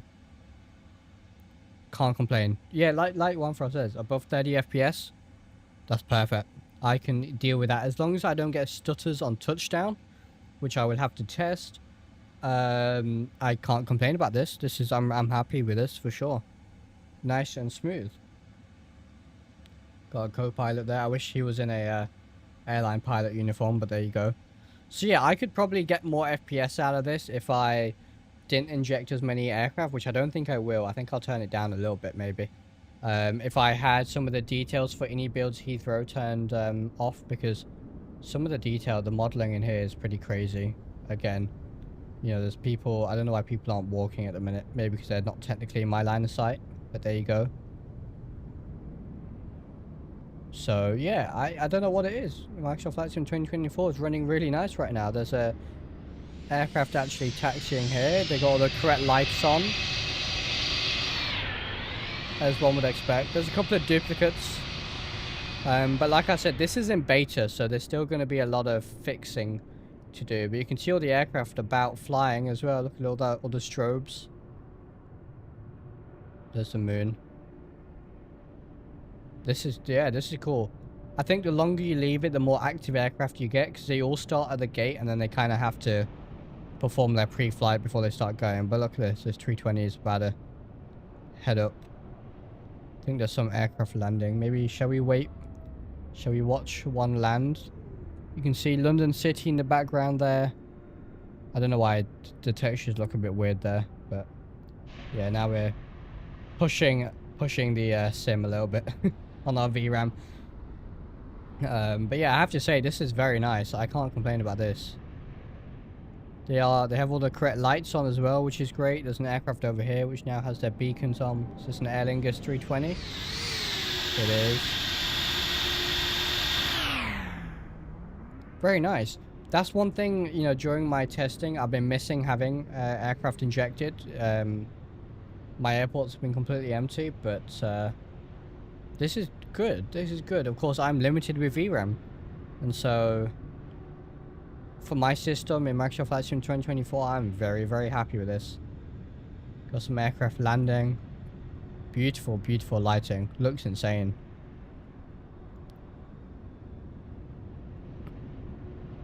Seriously cool stuff. Can we zoom in on this aircraft at all? Yeah, it looks like they're coming into land. It's just a shame there isn't a map anywhere I can see all these. They might be actually on Say Intention's website. Can we see your settings? Absolutely. So, yeah, that's my VRAM has now been exceeded. So, I'm pushing this to the max. So I have my train level of detail to 25, but that's only because auto FPS controls that. So on the ground is 25 because, you know, you're on the ground, you don't need to see very far. But then, you know, it goes up to 200. I'll show you my auto FPS settings in a minute.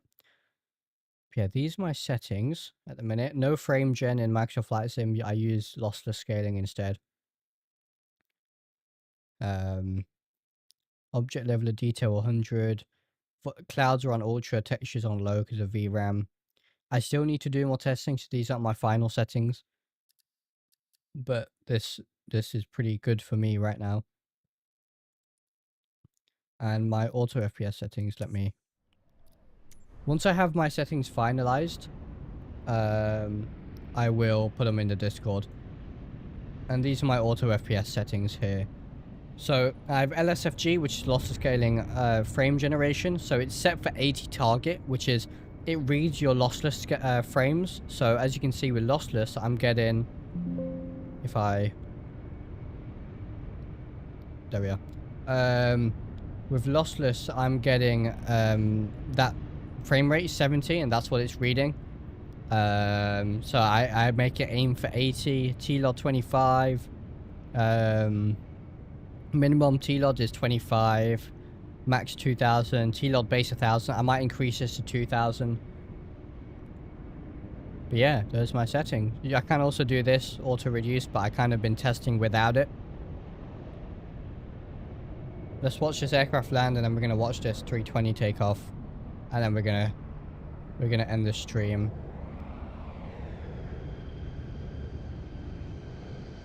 Was it a BA 320? Looks like. Look at it rocking about a little bit in the wind. It's pretty immersive.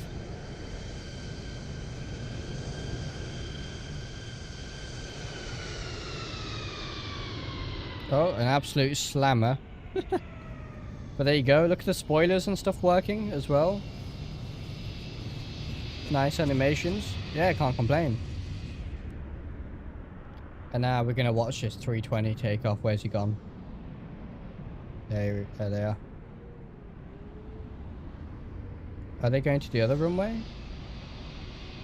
No, they're following this taxiway. Okay. Is there any more? Yeah, there's a load of loads of aircraft now.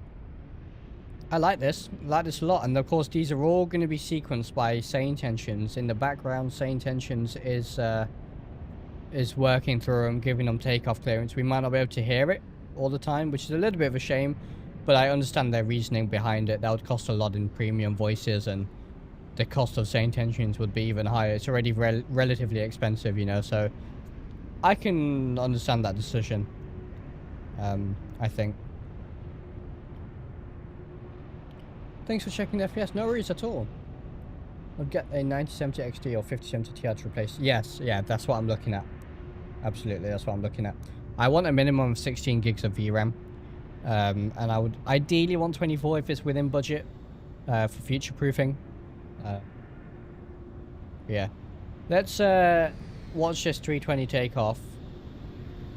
This Aer Lingus 320 now. Is that a heavy I'm looking at there? Yeah, Etihad 787. This is all done by schedules as well. So if I have a look on flight radar, is a 787 due to depart anytime soon? Let's have a look. Assuming that's where they're getting the data from.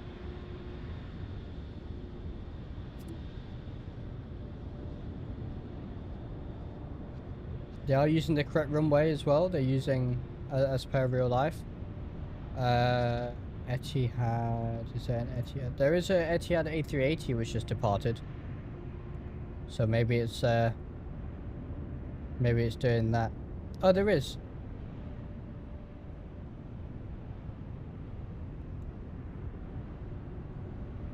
Yes, Etihad A380. I think it's just using a different aircraft.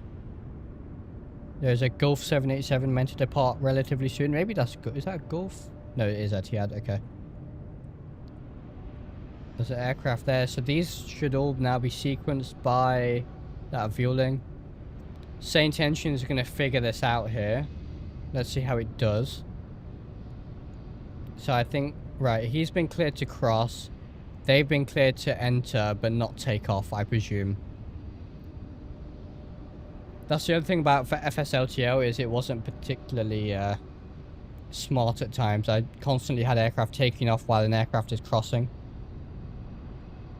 So they're now there. 787's here. There's nothing crossing. So in theory, as soon as this fueling is crossed, they should be cleared for takeoff. So hopefully they don't take off now. Hopefully they wait. A long stutter. It may have just crashed on me. Yes, my light mod does work for 12.2.1.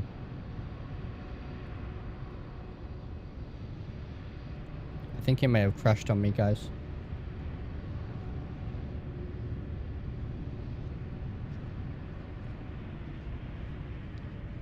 Or it might be just lossless scaling. I think it's that lossless scaling bug again. Oh, come on. I can hear him taking off.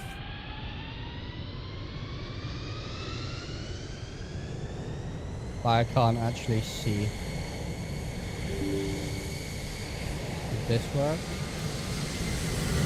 The sim hasn't crashed, it's the weird lossless scaling issue I have at times.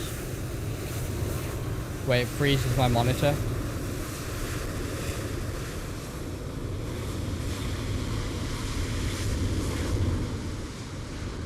Happened at the worst time, didn't it? Can I fix this?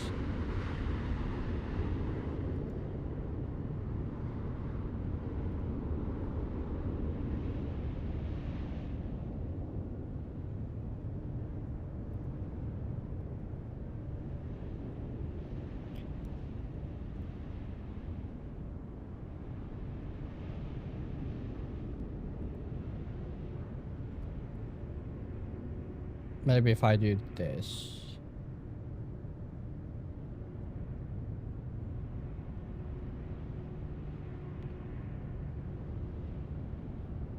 Alright, now we can see what's happening. I can't see it on my monitor, but you guys can see it. I can see it through OBS. But I think they did wait for it to cross, didn't they? Which silly loss. I don't know why it does that. I need to try and fix that or find a workaround. Because my current monitor that I'm streaming on is frozen. And I'm watching basically what I'm doing. Watching the flight sim through OBS at the minute.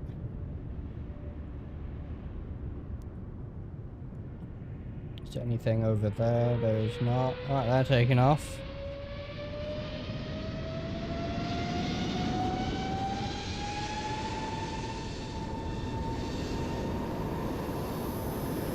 That's the Aer Lingus.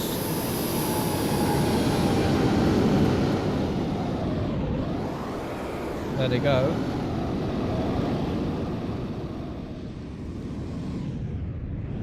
And then, yeah, now let's see, the next one's going to be sequenced. That fueling. Very nice. Alright, well, I think I'm going to end the stream there. Thank you all very much for watching. I hope it's been pretty informative. I hope it's been a little bit of fun. We covered a lot in today's stream. A lot. So we should be back tomorrow or Wednesday, hopefully. So thank you all very much for watching. Thank you, Owen, for your very generous super chat. One last question. Say intentions, does it give you vectors? It does. It does. Say intention does give you vectors as per real world procedures as well. So very often you know, East Midlands is my local. I know what kind of vectors they tend to be given. My instructor flies into there as well. What is this guy doing? Hello. They're just lining up really weird. Yeah, so it does give you vectors, and it's actually pretty decent most of the time as well. Not perfect, but pretty decent most of the time. Yeah, so that's going to be it. Remember, this traffic injection is in beta, so some of these little issues we're seeing, like them going off over to that side of the runway, should hopefully be fixed. But the lighting looks very nice. Apparently Vueling don't know what centerline is. Alright, well. Anyway, thank you all very much for watching, and I'll see you in the next one.